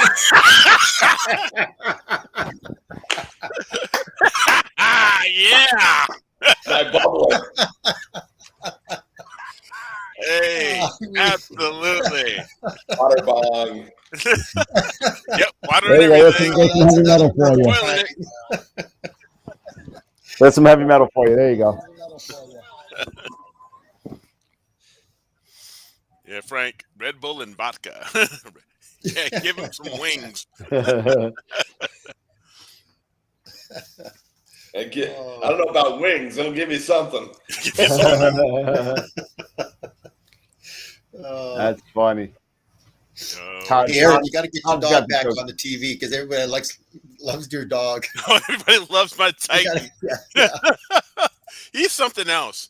Pits are, God love him. I love him to death, and the way they bark, and make that noise. If anybody has an Alexa, you can actually the echoes. You can actually have them do the bark of an American Staffordshire, and it is absolutely hilarious. Titan, I did it seriously with Titan. Titan's like, eh? Oh, that's good. Oh man, it's great. I love him to death. Yeah. You got any more photos, Dan? Yeah. Any more photos? Let me see if I got anything on the AstroWorld thing. Oh yeah, I do. Mark Ellis just sent one. Okay. And let's see. Let's see what we got here. So I got another dew heater ring, 8-inch dew heater ring. I know you did. Yeah. So now this one's for. So now I'll have it. So now I have two. So I have one for the edge, and I have one for the Rasa. And so hopefully, with the exception of just neighborhood lights, and I have talked to my neighbors. My neighbors are really cool. I will actually say my neighbors have been really cool. Oh, a different perspective there, Scott. There you go. There you go. There you go. Oh, Yeah. Now we can see the drool going down the side of the house. Yeah, really. But anyway, no. So these dew heaters, they're very easy to install. Yeah. They're very, very easy to install. I've got the other one. I'm going to put it on my Rasa, and it's going to be. I'm looking forward to if I can get a nice freaking night to actually try it out, and use it. But that is what it is. Yeah, it'll be awesome. It'll really be awesome. That I won't have to worry about necessarily. These dew straps anymore. The dew heater straps anymore. It'll be really nice. I'll still keep most likely I'll still keep the shield on just to fight erroneous light coming in. But other than that, I think these are finally Celestron did something that's going to be really, really cool. Yeah. If they could only fix the Rasa 8's tilt issue. Yeah. See you. Thank you for joining us. Appreciate it. Hope you come back. Yeah, so here we go. Here's one that Mark sent us. And we'll put this on. There you go. Yep. Is that also in 13? Is that 13 or 15? Neither. Okay, so it's not 10. It's not 13. It's not 15. Once you see one, you see them all. I mean, come on. Yeah, they all look the same. The only thing that if you start seeing like the wild duck cluster or the M13 with the spider look and so like those are the ones that are like really like kind of like you can pick them out. But this is M53. Okay. This is done with a 152 and a 2600 camera. Nice. From Mark Ellis. So, and for those of you that don't know, M53 is actually a relatively, from our vantage point, a small, very small globular cluster. And this is actually, how much time is this? This is 75 a little less than 2 hours. Okay. A little less than 2 hours. So, again, nice detail on the outside, nice detail on the core. Mm-hmm. To me, I'm sorry, I hate to say it, but a glob's a glob. There are certain globs that have nice, you got some nice carbon stars in there, or something kind of cool where there's like a star, like different shapes. So like M13's got that nice little spider kind of thing, arms going and stuff. But one day I'm going to sit there and I'm going to do all 110 Messier objects. Yeah. And just do a whole thing. It'll probably take me, till I'm dead to do it. But because, can't get a clear sky to save my life. Yeah. But again, nice image, Mark. Very nice. Yes. 2600 is an awesome camera. Yes, yeah, it'll be on the list. It's added to my list. Yeah, isn't it? See what else we got. We got anything else? We got some more emails here. Let's see. The Phenomenon X is now following us on Twitch. How you doing? Thank you so much. Thank you. And let's see. So yeah, no pictures so far. Okay. And check out the M10 Juno I sent. A glob with cool stuff happening. Yeah, he's put that on. That's on the Discord server. Oh, it is. Oh, okay. Yes. Yep. I'm going. I got too much social media going on. It's driving me nuts. Yeah. It's under the. I think it's under the general discussions. Thank you. And please, guys, do me a favor, guys and girls. Do me a favor. If you're gonna put in a picture, please work on one of the servers, please. Just one. Don't send them on all. Just put them on the photograph server, so I don't have to be searching for everything. I made a server on the Discord server that's photograph entries for QA.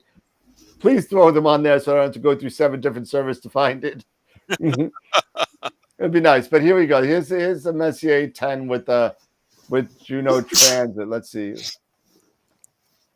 Hold on. I gotta pause this. It's actually a video, it looks like. And I'm gonna move this over to the screen. Hold on a second. All right, let's get this over. Now pause, damn. Pause it. All right, let's see. And live stream. All right, so here we go. So all right, cool.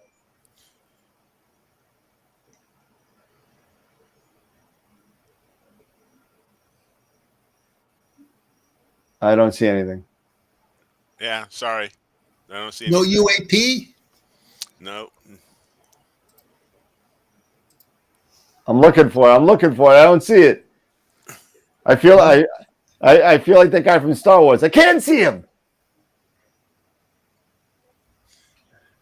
Yeah, I'm examining it here, and no, I don't see anything. I can't really tell. Sorry. Let me see if I can make it full screen. Hold on a second. Yeah, I'm waiting for a UAP to launch or something.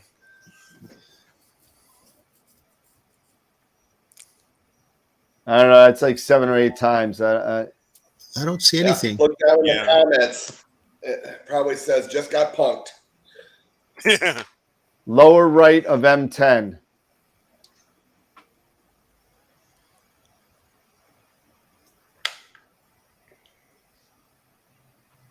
No. You pick up an asteroid or something? Okay, so it looks like a star, but it's the lower right bright Yeah, star. it's going to be a star, but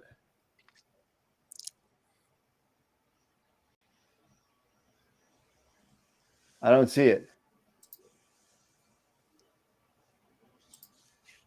Oh, is this it? This is it here. That's the one. Yeah, right there. It looks like. Is that it? Yep, that's it. Okay. So see, it starts here. Yep. Yep. So that's what it is. That's Juno. Wow. Very cool. What is it? Juno, asteroid. Oh. Yeah, that's what I said. He picked up an asteroid. That's awesome.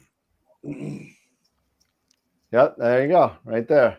Rock and roll. All right, it took us a while to see it, but it's there. It's nice there. job. Now that we know it's there, we can't stop seeing it. I know, right?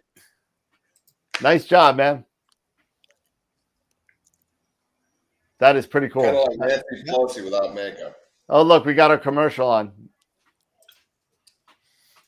Nutrisystem. Nutrisystem. I don't know. There you go. Yeah, that was kind of cool. Dan, I emailed a narrowband of Pac-Man. Very cool. Let's see. Pac-Man from Tom Daigon. Let's see.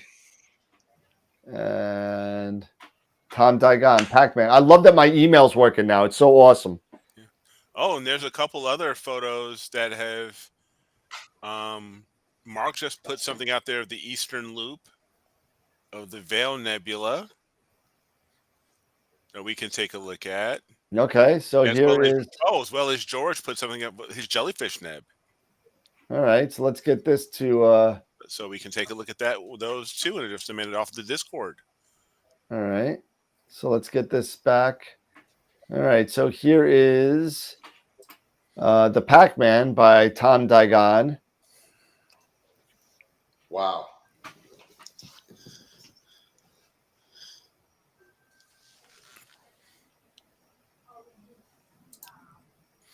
Oh gosh.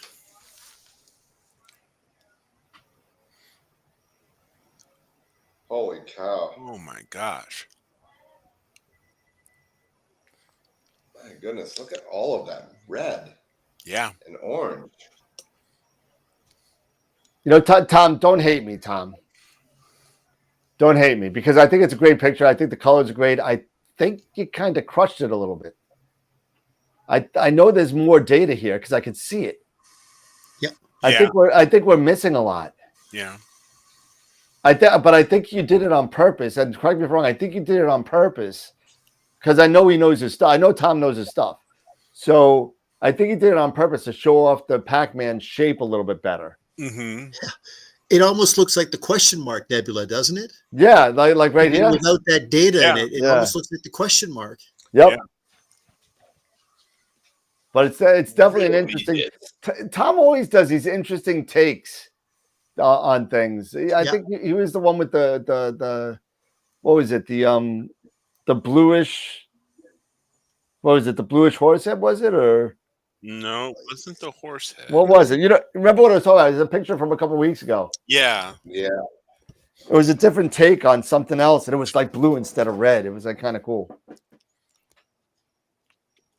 I forget what it was. I do. forget what it Yeah, was. I can't recall. Yeah, but it's, you know, he said I prefer my blacks black. I said, well, you got it, Tom. You definitely had like, I don't know, 0.03% Oh, gray. the elephant trunk when you did the The elephant. elephant trunk, right? It was purple. Yeah. Right. Yeah. That's right. That's right. I remember it. Yeah, but he's got a different eye for things, and I kind of like it. It's very original. And you're like probably like 4% gray on this one. This is really black. but yeah, that's pretty awesome. I love the detail up here. Yeah. Right up in here. Yep. Yep. I love this here. And all in here too. If you look in there. It's pretty cool. Yeah. Pretty cool, Tom. Halloween colors. Yeah, oh, definitely. All you need is like Mike Myers in there somewhere. What else? I heard we got some more pictures. Let's see. I think they're on the Discord, you said, right? Yes. Yep. Discord. Let's see. All right, good. Everyone's listening. They're putting in the photographs. All right, good. Cool. All right, so the first thing we got, and I skipped one, I think, from Caliber King. And I don't know. We might have done this one. We did this one. Yeah, the Caliber King we did. Yeah, we did that one. I'm sorry, my bad. So the next one is George. Yeah, with the jellyfish, right? Mm-hmm. Yep. Let's see. Jellyfish. Need more jelly. And You like our thoughts on the star shapes? okay, give me a second. Let me get to the. Oh, this is not the. All right, so this is not the. All right, let me see if I can get in there a little bit. It's gonna be a little bit weird on. This is just HA only right now. It looks like it. Yes. Little star shape elongated on the corners there. You can kind of see the elongation. Yeah. Yep. Yes. Right in there. Let's check the bottom. Yeah, look at this. Yes. Yep. What camera was this? I'm not camera, but a telescope. Kind of curious. You know what? Correct me if I'm wrong. I think it might be left-right tilt because the right side looks okay. Right side looks okay. Well, actually, take a look though. You got a little elongation going vertical up and down. Vertical up and down. Yeah, you do. Yep. Yeah, you see. Yeah, if you look right there, you can see a little bit of elongation kind of going in that y-axis. Mm-hmm. Yeah, but here you're having it on a diagonal. Yep. So there definitely could be It could be a combination of both. Yep. Okay, this was the ED80.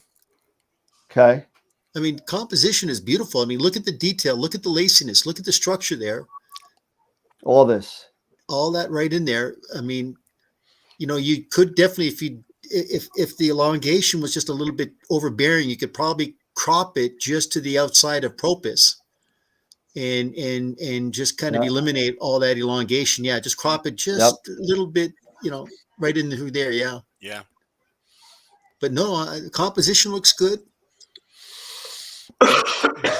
No, How does the center look in terms of star? Is the center looks good if we get in there a little bit, zoom in towards the middle of the center? Yep. Look at that. See? Yeah. So I think there's definitely, you're right, Dan. Is it kind of squarish, blockish looking on that one star? On a bunch of them. Yeah, he's a little bit undersampled. Yep. But on in all fairness, I mean, with something of this wide of a field of view, I expect to be undersampled a little bit. Yeah. Depending on what you're using, I would say you're somewhere in the red cat range or lower. Was it the ED80? Oh, that's right. He said the 80. So he's at what, 400? Yep. And what was the camera on it? I wondered. Is there? We could do the image scale calculation. Let me see if it's in there. 2600. So the 2600. What's the size of that pixel? Was it 376? Is it? 376, and the vocal length is what? The 80 by what's the vocal ratio? I want to say it's an f7, but I could be wrong on that. Let me see. This is. I don't see which scope it is. Hold on a second. I don't see which scope it is. So, George, if you could tell us what scope it is, that's. Yep. Oh, you did put it on your chat. It's an ED80. Okay, so 80 times 6 then. Okay, there we go. F6. Yeah. So 480. 480. And then the pixel size is 3.76? Yep. 206.265 times 3.76 equals divided by 480. Yeah, right at about 1.61. So why is, he's right in the sweet spot in terms of image scale, but why are we showing little blockish stars there? I don't know. Maybe we could just be pixel peeping too much. And plus it could also be the JPEG compressing the crap out of it. Yeah, but no, I like the composition. I mean, it's a great field of view. Look at that. He's got Propus in there. He's got the jellyfish. Yep. Again, I would take a look. And if you want to send me the fit file on this, I could take a look at it in CCD Inspector. Yeah, let's see if there is tilt. And we can check the tilt and curvature on it. Yeah. And maybe I think what we're going to see is we're going to see a combination of both. If it was just tilt, we would see all the stars on one side kind of being messed up, but you're seeing stars go up and down on the right and from 11 to 7 on the left, so it's kind of like a weird thing going on there. Yeah, I would definitely ask him to send you the fits file, Dan. I'd be curious to see if you could run it through CCD Inspector and see what comes up. Yeah, send me the fit if you can. If you could send it through the Discord server, I could grab it.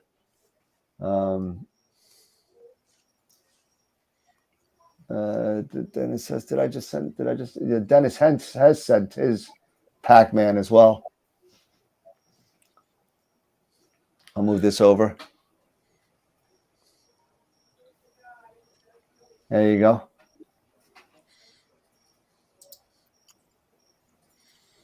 Another Pac-Man shot by Dennis. There you go. Okay. Need a little star reduction on that. Yeah. Yeah. A little star reduction. Your stars look a little overexposed. Yeah. The stars overpower the image. Yes, they do. So yeah, I would recommend some star reduction for sure. I'm wondering, is it we slightly out of focus here? I mean, the stars are definitely. It might be a little soft. Yeah, they look a little soft. Yeah. Sorry. California Nebula, and then Mark sent another one. Yep, Mark sent that one. Yep, go for it.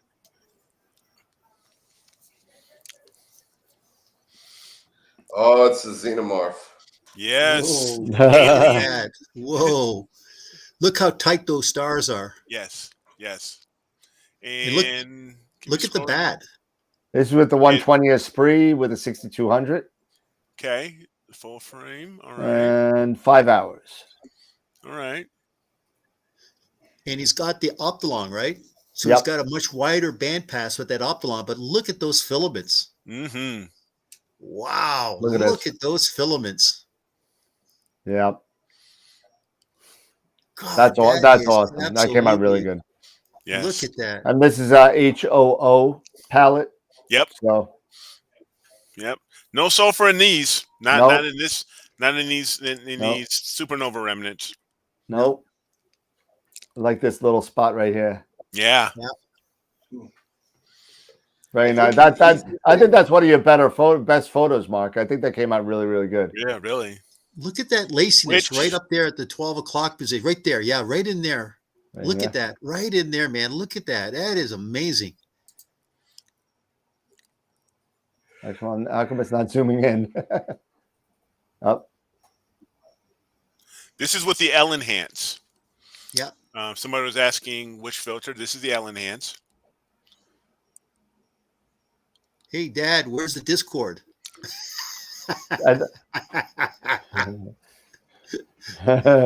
Where's the Discord server? Yeah. Hold on a second. Hold on a second, son. I'll send it to you. No, Mark, that's gorgeous. That It is a is. beautiful Yes.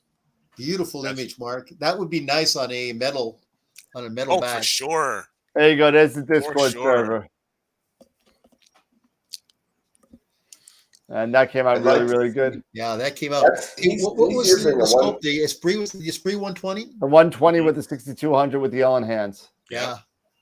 That's a beautiful But image. that's is that the color camera? Well, if it's an Ellen hands, yeah, it's a color. So Yes. Color camera, you're right? Yeah. And what I'd be interested to see how the NBZ performs at that same setup. Just swap those filters. well, you got to remember that the Ellen hands has a lot wider band pass than the MBZ. Yeah. Because the MBZ, you got H beta, H alpha, O3S2. That's So- just, NBZ is H alpha and O3, right? Correct. Yep. And let's see, we got a California nebula from, let's see, somebody put it on Telescopius. And let's see. There we go. Nice detail in there. Look at that. Yep. Everyone's taking some great pictures. I'm Yeah, getting really jealous because I haven't taken a picture in I haven't taken a picture since probably Thanksgiving. And it's just been so bad and the weather's been such garbage. Yeah. It's been so bad. This is by who is this by? This is taken in Eden, New York. This is taken with a Explore Scientific 80 ED. Okay. It's the Essential series. Excuse me. So what's that's interesting? Oh, go ahead, Dan. no, that's the regular. I believe it's the FCD1 glass. Okay. Taken on an EQ6R with a T6i. Let's see, Astronomic H alpha at 12 nanometers. And we're looking at, let's see, 30 by 180. So it's about an hour and a half. And let's look at the corners, but look at the tightness and the sharpness of the stars from corner to corner. So once again, that other one, unfortunately, definitely looks like it's suffering from tilt, whereas here, this one looks like it's definitely very, very round, tight. Mm-hmm. I think this is so funny that I can't get this. Uh, It's not. It won't let me. It won't let you zoom in. Yep. Not on Telescopius. Yeah. Yep. But still, I think you can see that there's definitely, look at there's no elongation, No, I don't see any. no trailing. No. Maybe a little bit here in the corner, but I don't think I don't see much. Yeah. Very, very nice. Very nice. Yes. We got some people that know how to take pictures. Mm-hmm. It's nice. Yeah. George just set the link to the fits in Discord. So let's here's the link to the fits. Let me download it real quick.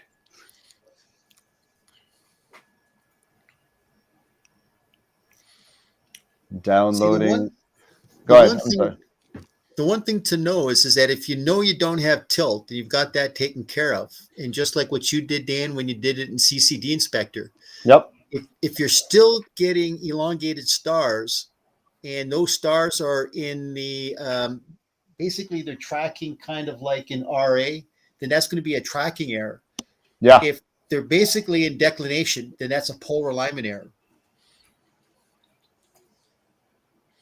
Cannot load. That's oh, it's not totally done. Sorry, hold on a second. It's not totally done downloading yet. Let's take a look at something here.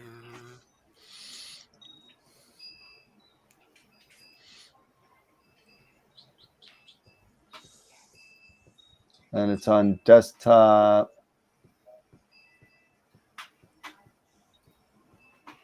Let's see. Let me delete that. Which one is it? Delete. And measure. All right, so let's see what we got here. Yeah. Okay, so let's do that, and we'll see the curvature map on this guy. All right, yeah, and pretty much what we saw. Here we go. Oh, Yep. Okay, and it's mostly all in curvature and a little bit of tilt. So you're at 21% curvature.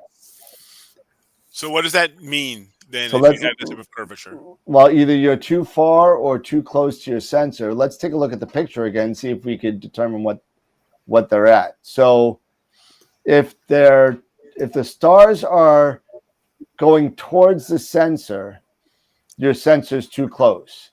If it's going around the sensor, then your sensor's too far away. Is that right, Pete? Did I get that right? yep. Okay, That's exactly. So I just wanted to make sure because sometimes I screw that up. But let's take a look and see what we see. So let's zoom in a little bit. So it looks to me that the stars are going towards the sensor. Yep. Okay. So that means your sensor is too close. Okay. So you need a little bit more backspacing. Yep. Just a little bit. Add a millimeter and take another shot. Add a millimeter, take another shot. If you want to take 5 shots and send it to me just like you sent it, I'll be happy to critique it for you and give you the curvature numbers. But right now it looks like you might be just a millimeter or 2 off your spacing because you're not that far off. You're not that far off. Yep, and if you don't have the spacers to do that, check out the Blue Fireball spacer kit on High Point or wherever you can get it. Yeah. Or if you can, Pete, who sells those little like 0.1 to 1 millimeter shims, the metal ones? Oh, the metal one. I think Stellarview has those. Stellarview. M42. Stellarview sells them in 1-2 millimeters, 3 millimeters. Yeah, and they sell a kit that goes from 0.1 millimeters to 1 millimeter. Yeah.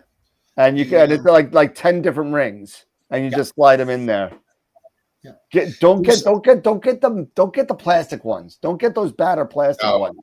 No. Because number one, I mean, and this is the least part of the problem is number one, if you want to get them off, they're a pain in the butt to get off.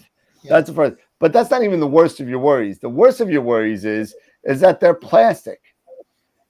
Yeah. And it may actually introduce some your backspacing may be fine. Yeah.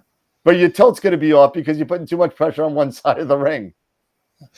I tell you, Dan, on OPT's website, they've kind of got like 2 graphs that will show you the direction of the stars if it's too close or too far out. Yeah. And it'll show you where it is. I've seen it on the OPT website, but I don't know where they've got it listed. I got it a bunch of times. You just do a flattener spacing. Yeah, flattener spacing, and I think and imagings. Yeah. And I'll show it to you. I use this all the time with my customers to give them a visual on it. And where is it? Of course, now I can't find it because I'm live on TV. So, and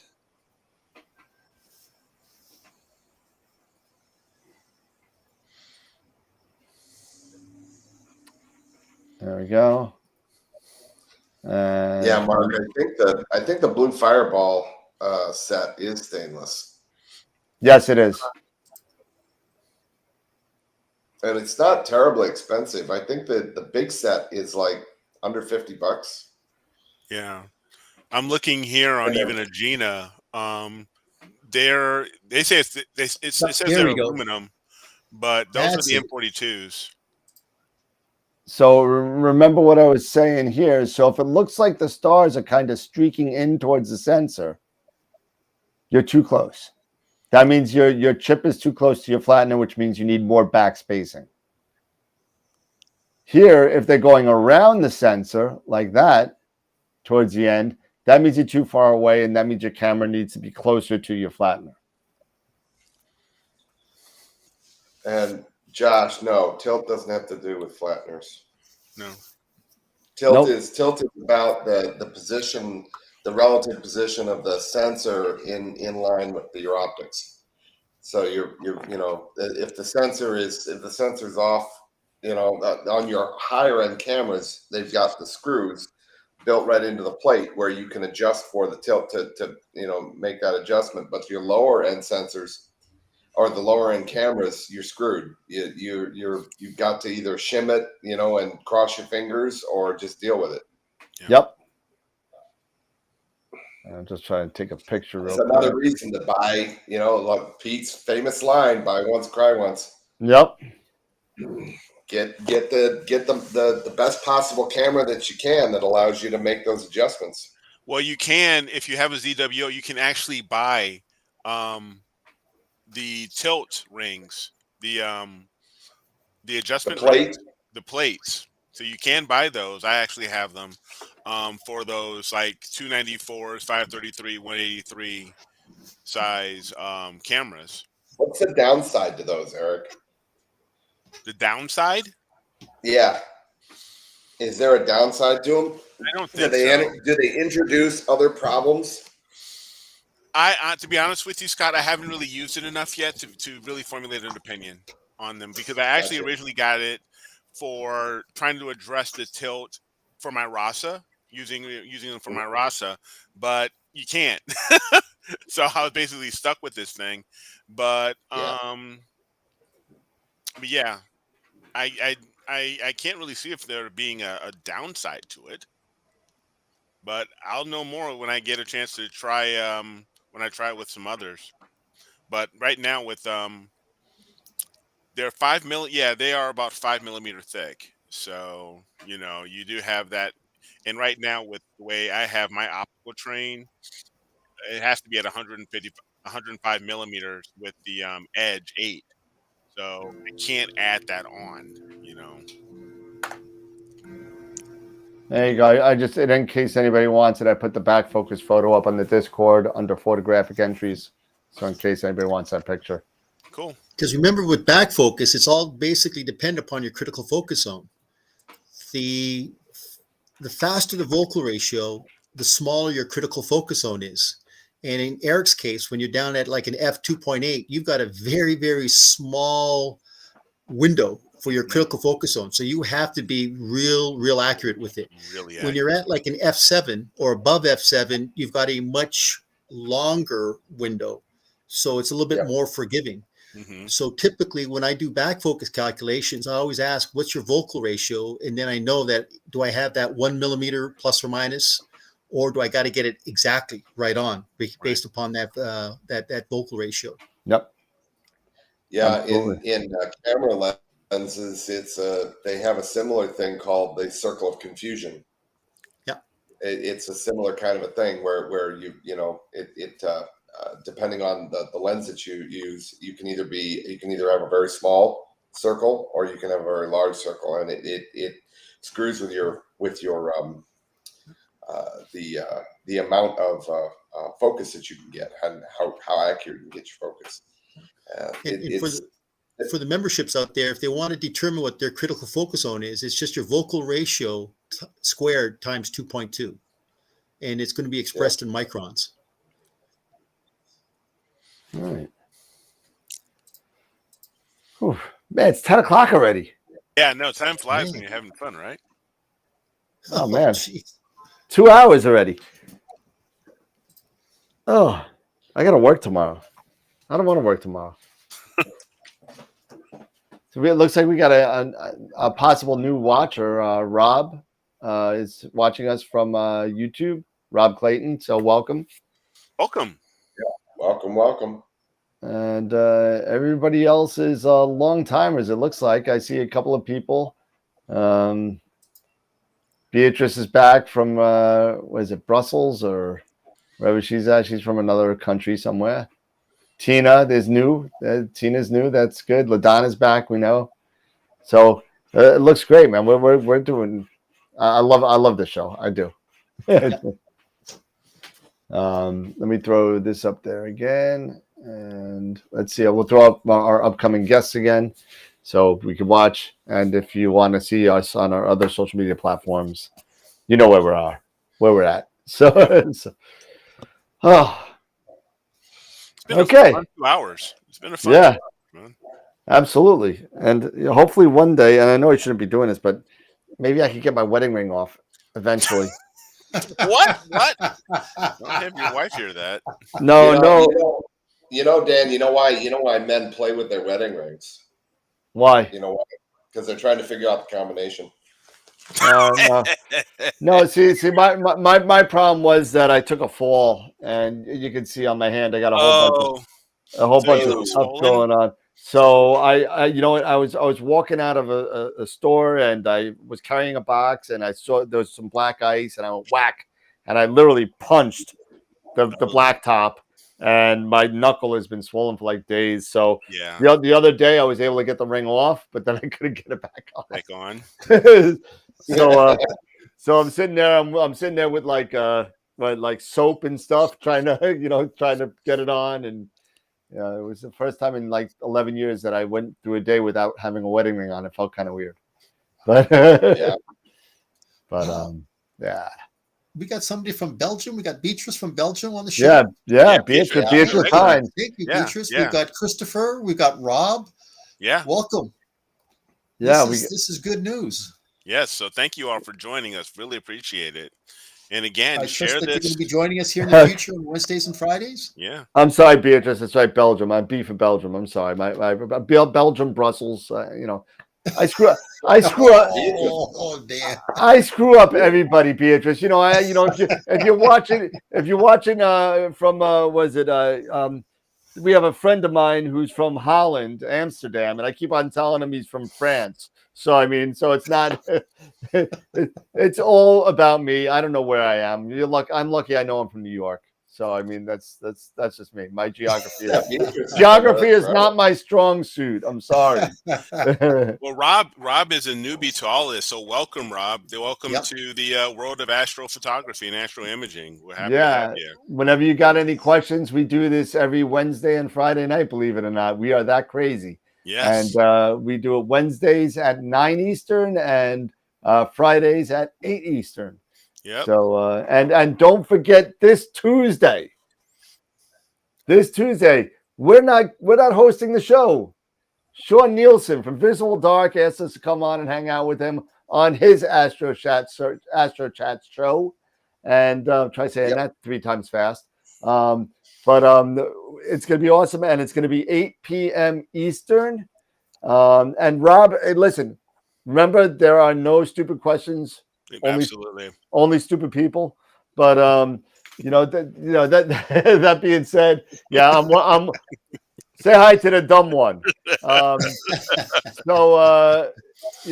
If you have questions, and if you see all their names down there, except for the bottom one, I'll get that off because I've been busting up their names for a while. So sorry about that, guys. I'll take that off for you. Now, if you take that, and Eric's first name is not Astro, so Eric, Pete, Dan, Scott, Tegan, Simon, Tyler, and Jason. We all have our own email addresses. So if you want to get anybody in specifically, all you got to do is email them at their first name at astroworldweb.com, and I will make sure that they get the message, and it'll get right to them. And don't forget, we also have a Discord. We also have a Discord server that you can also post your questions there, and we will field those questions either from the Discord server itself or even on the show on Wednesday or Friday. So you can, there's lots of different ways to get a hold of us. And the best thing is we have people on this show that have such, we all don't know. I don't know everything. Eric doesn't know everything. Pete doesn't know. Pete knows almost everything. But Scott, almost everything. But Scott, we all. But with the when we're all together, we all have little areas. Eric is like ZWO master. Scott, he's got the big Rainbow Astro mount with the Monster C14 and all that. So he's got Pete builds $100,000 rigs, and I do nothing. I just sit here and look good. But That's a bagel. That being said, no. But on a serious note, we got Simon, who's another ZWO. He's a ZWO expert. main team member. Yeah, he is. Jason's a ZWO user, ASI Air. I'm more of the Eagle Prima Luce Lab kind of guy. That's what I do. Nina, that's what I do. Pete does Voyager and Prism. Prism. I do Astro Pixel Processor. APP. APP. I work with both Schmidt Cassegrains as well as refractors. No refractors. Sold them all. Sold them all. Yeah. So Schmidt. All right. Sorry. Yeah. So yeah, that's still a sore spot for me. Sorry, I just had to. I'm sorry. Yeah. But Schmitz and Rasa, and the Rasa, there's a Electron Rasa. If you want to shoot at f2, that's what I use that also. So we all have different types of. Yep, he and Scott has the Hyperstar, which is basically doing the same thing, shooting at f1.9. So we all have different cameras, different rigs, different setups, different scopes to do different things. But if you have questions, go for it. Send us questions. It looks like it. Oh, I think you're gonna have to either cancel somebody or not. I don't know. I saw something come across the chat, but.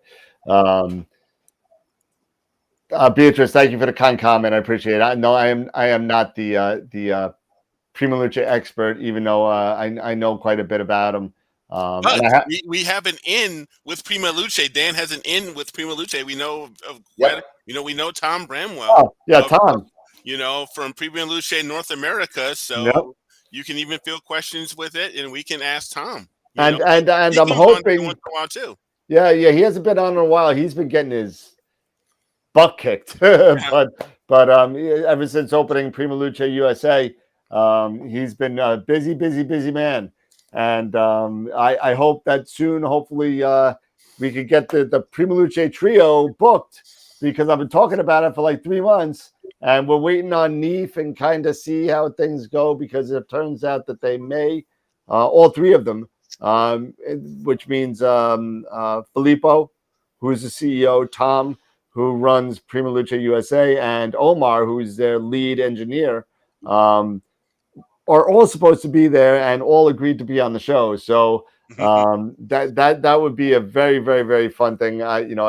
If you've seen Filippo's videos on this, they're just so funny. They're funny. The guy's a funny guy, and I'll give you a little preview of my video. This is not a computer. This is an Eagle. This is more than a computer. So I got everything going on for my parody. I have a parody going on with this. So it's gonna be funny. Filippo's gonna ban you, man. I do have his permission, I think. At least I heard I had his permission. So oh man, whether I wanted to hear it or not, I'm still doing it anyway. I'll have the red shirt and the glasses to boot. So I mean, it's gonna be fun. but awesome. Yeah, Eagles are awesome. I have 2 floating around here. I got my 3 Pro and my 4 Pro somewhere. I don't even know where it is. It's floating around somewhere. But so we're at about 10. We're at 10:10. Let's do final thoughts. How about that? Okay. Cool. Jerry's final thoughts. There you go. Yeah, just remember, for all the new people who are joining the channel, thank you for joining us.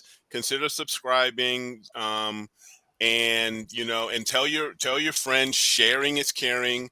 Share, the show with other friends who are interested in astronomy and astrophotography, so they can join in the fun. And and if, like I said, there's no such thing as a dumb question, especially when it comes to astro. So if you have questions about how to get started, what do I need, all of that stuff, whatever it is, let us know. And we'll be more than happy to give you our opinions and our takes on stuff. That's why we should nickname this show The Rabbit Hole. Yeah. There you go. Yes, I am Alice. I'm I'm falling.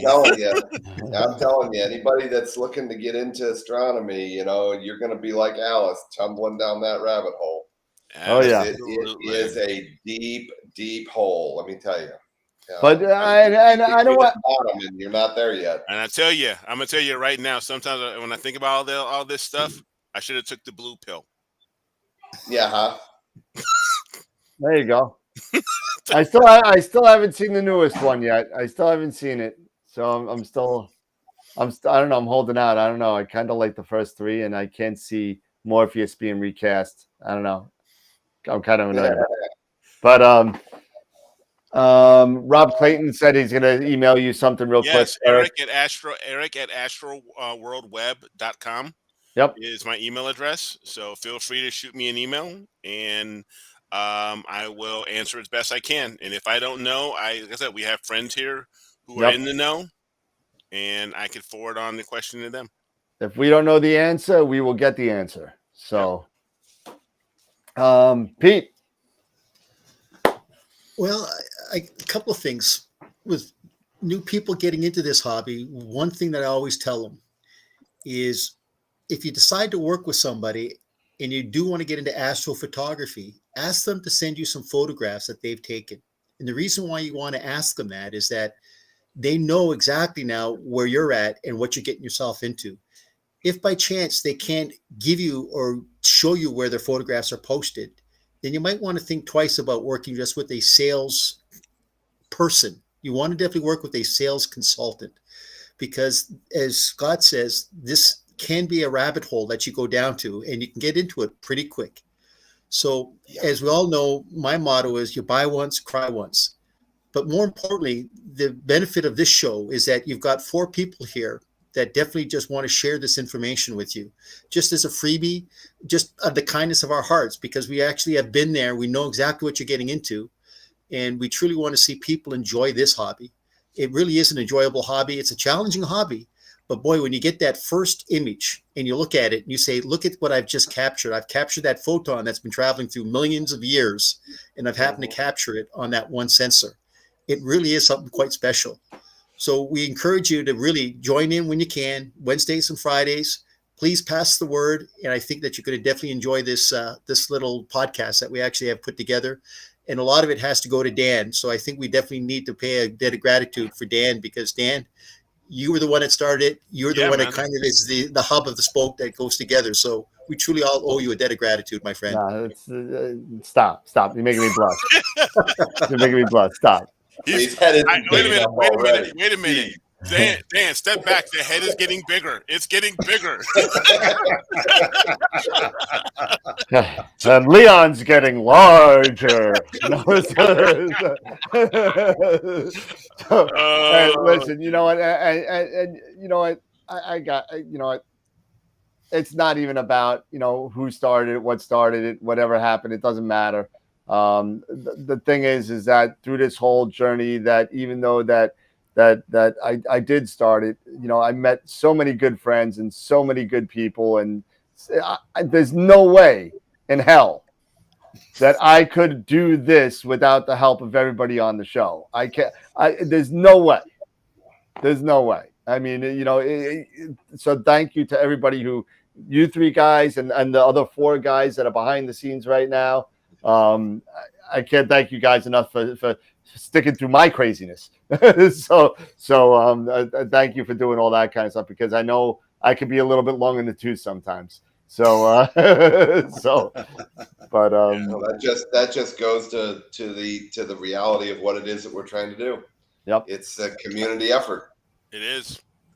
Yeah. So I do just want to say that, and Pete, I don't want to squash your terminology, but no, we don't have a podcast. Okay, so this is what we have. This is the YouTube channel, the TV show. Now, that's not to say we may in the future have a podcast. We may in the future have that. Why not? I got no life. What's another hour? I mean, we do this for 2 hours and 20 minutes or 4 hours a week. What's another hour? It's another hour, man. It doesn't matter. Hey, seriously, what's another hour to help people out and just have some fun with our buds here and answer a few questions, even if it's over?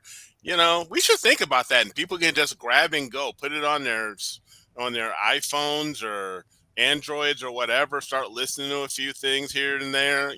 Something to consider. We should talk about that sometime. And listen, and the good thing about a podcast is it's all recorded. Yeah. So it's edited, it's recorded, it's audio only, and you throw it up there and people subscribe to you. So yeah, something to listen to on a Monday night. There you go. So hey, maybe that's something we need to, maybe a one-on-one, and everybody comes on and talks about something, and yeah. It's something to think about. You never know. It is. There's another avenue we're alienating by not doing something. So yeah. It's hard to heckle a podcast. Don't worry, Chris. I'm sure that you'll make up to it on Wednesdays and Fridays. I'm sure that I don't think there's a problem with that. As a matter of fact, it maybe give you some more material to egg us on Wednesdays and Fridays. Exactly. Hey, remember what you guys said on Monday's podcast? What were you guys drinking? Can you guys Scott falling asleep on a podcast? The funny thing is, the advantage of podcast. You can't. You have to wait until these start snoring before you. Because I'm going to have somebody in the background, but on like an AVI, just a sound of a snore. I'm going to hit the button like a sound effect. Like the Gong Show. Remember the Gong Show? The Gong Show. What was it? What was that?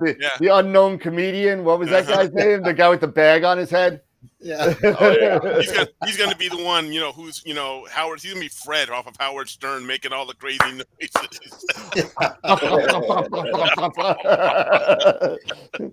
Jackie Marlin. Remember Jackie Marlin? He's on the pod now, right? Oh my gosh. Hi, I'm Kelly Clarkson. Oh man, I'm sorry. I'm sorry. I digress here. I'm sorry. I can't do this to you guys. Oh man, this is what happened. This is what happened. Wasn't that guy's name Eric too? Wasn't that guy's name Eric too? Was it who? Hi, I'm Kelly Clarkson, the little guy. Yeah. Eric the midget. Oh yeah, he was great. Oh God, yes. Even further than that to Mr. Bill. Oh, it was great. Man. Oh God. Does he still have Artie Lang on the show? No, he's gone. Artie, yeah, they fired Artie a couple years ago. They still have Baba Booey though, doesn't he? There was Artie and them. Artie went his own way. Let's just say. I heard Artie had some personal problems, right? Yes, he did. Yeah, and Howard was very vocal about it. Let me say. Yeah. Wow. Yeah. So that was definitely. Hopefully, I'm going to cry soon with my purchase. LOL. Well, Eddie, hey. Well, hopefully, Eddie, it's only once. You only cry once. You cry once, you only cry once. And if you cry a second, and if you cry a second time, hopefully it's something completely different. Mm-hmm. So you got to cry once for the mount, you got to cry once for the scope, you got to cry once for the camera. You might have to cry once, twice, or three, or maybe even 4 times, depending on how you buy it for filters. So you may cry about 10 times, but to Peter's point, you want to keep it down to a bare minimum. So keep you out of divorce court. Yeah. Well, you're supposed to do this over time, not all in one paycheck if you can afford it. But, don't sell the 401k like I did to buy a scope. But, right? I know, right? I did that is a true story. I did do that.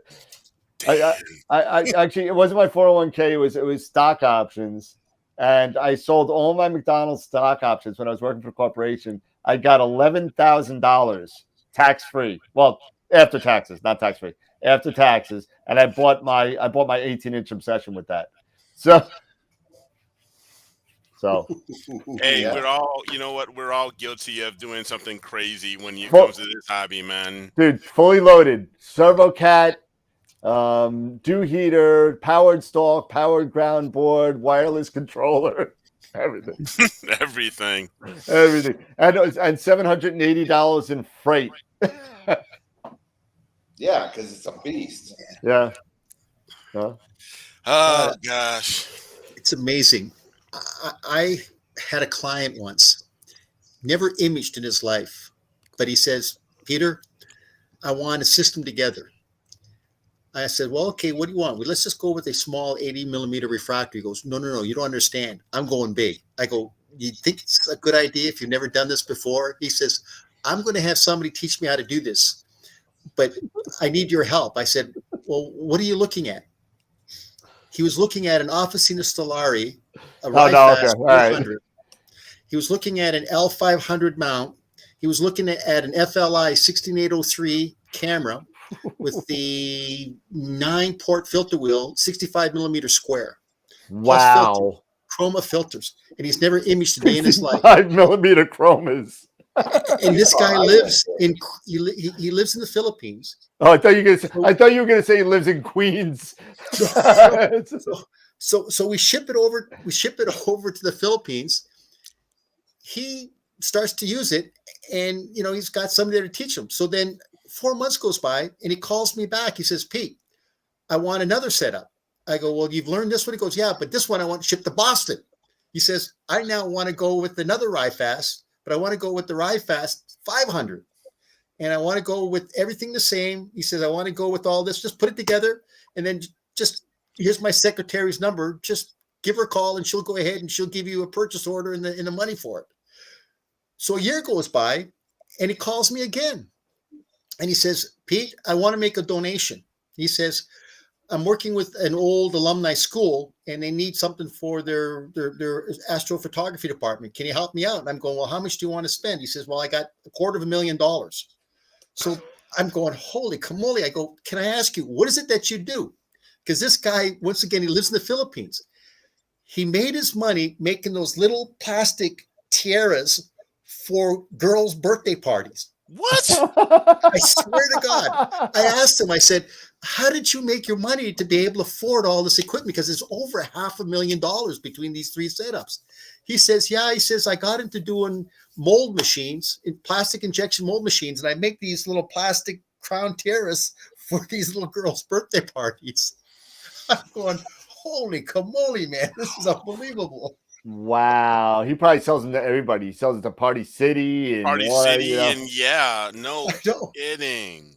But it's just incredible. I mean, what you see here with what people have to get when they choose to get it, but more importantly, when they jump into the deep end of the pool and not learning how to tread water in the shallow end of the pool. Yeah. Oh my goodness. Still, crazy. Wow. That's wow.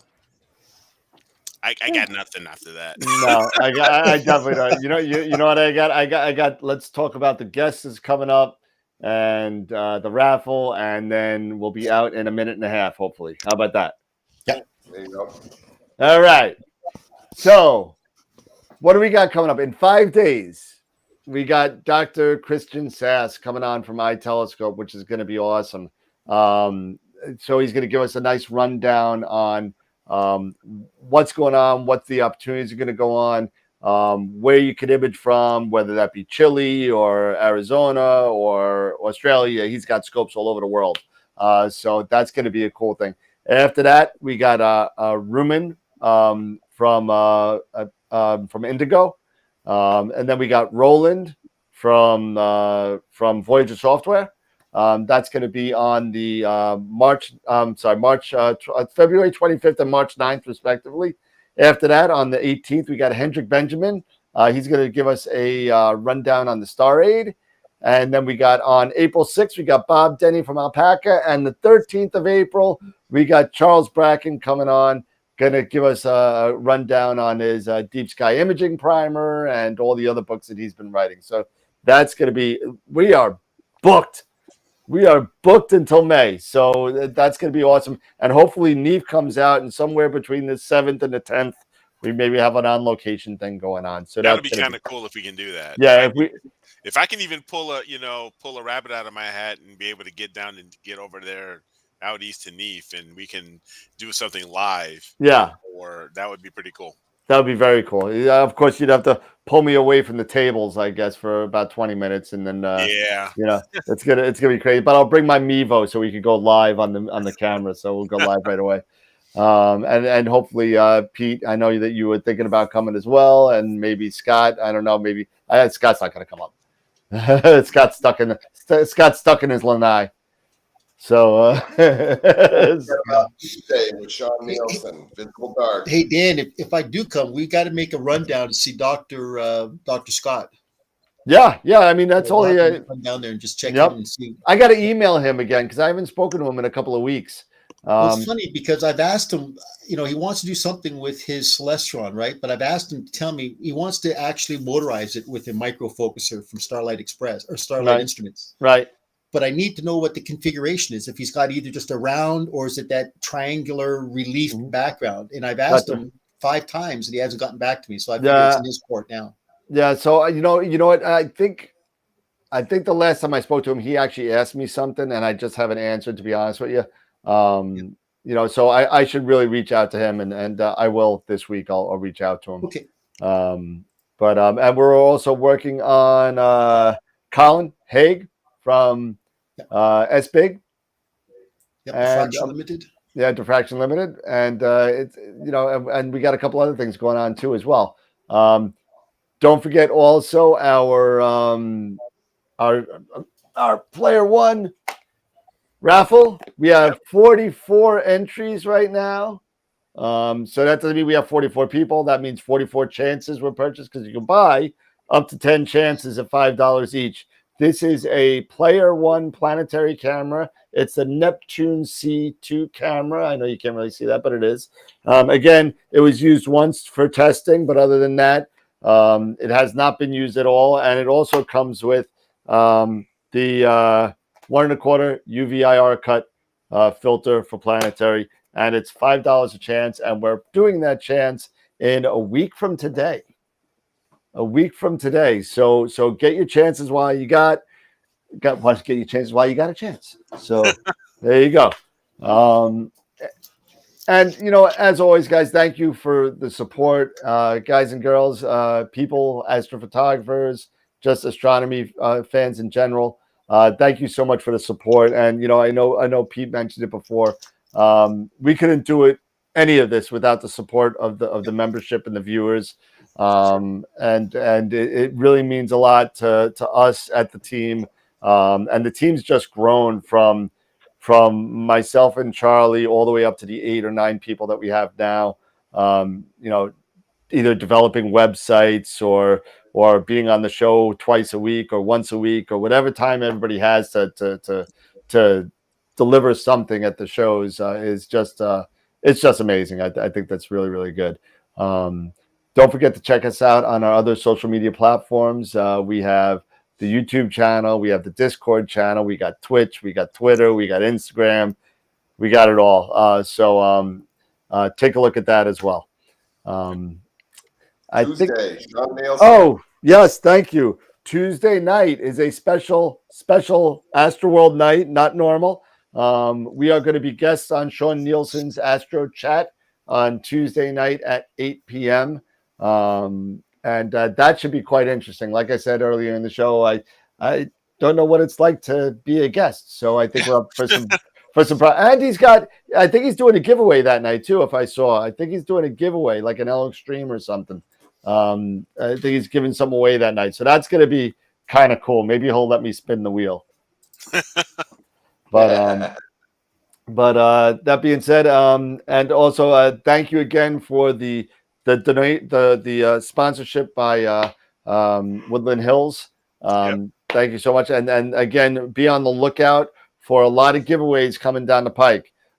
So we got books, we got filters, we got a bunch of stuff, all donated by Woodland Hills.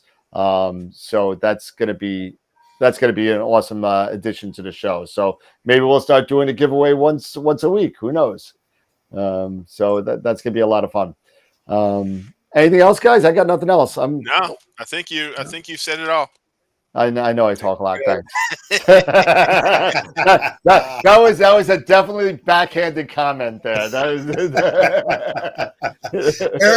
Eric, before we sign up, you got to get the dog up there on your lap. Oh yeah, he's back. He's upstairs now with Mama. Oh, is he? Okay. Yeah. But I tell you, if I would let him, he sure would. He would be all up on my lap. So Telling you. All right, big lap. fellas. I can't get Oh, behind he the is. move either. All right, fellas. Everybody have a good night. As always, remember, keep imaging, keep educating, and clear skies. And we'll see you Tuesday night on Visible Dark. Have a good night, everybody. Clear Bye skies. for now.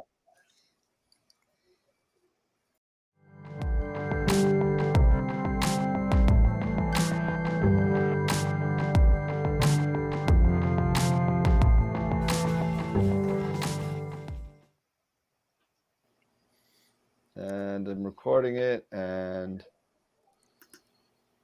Good show, guys. Great show. Great show.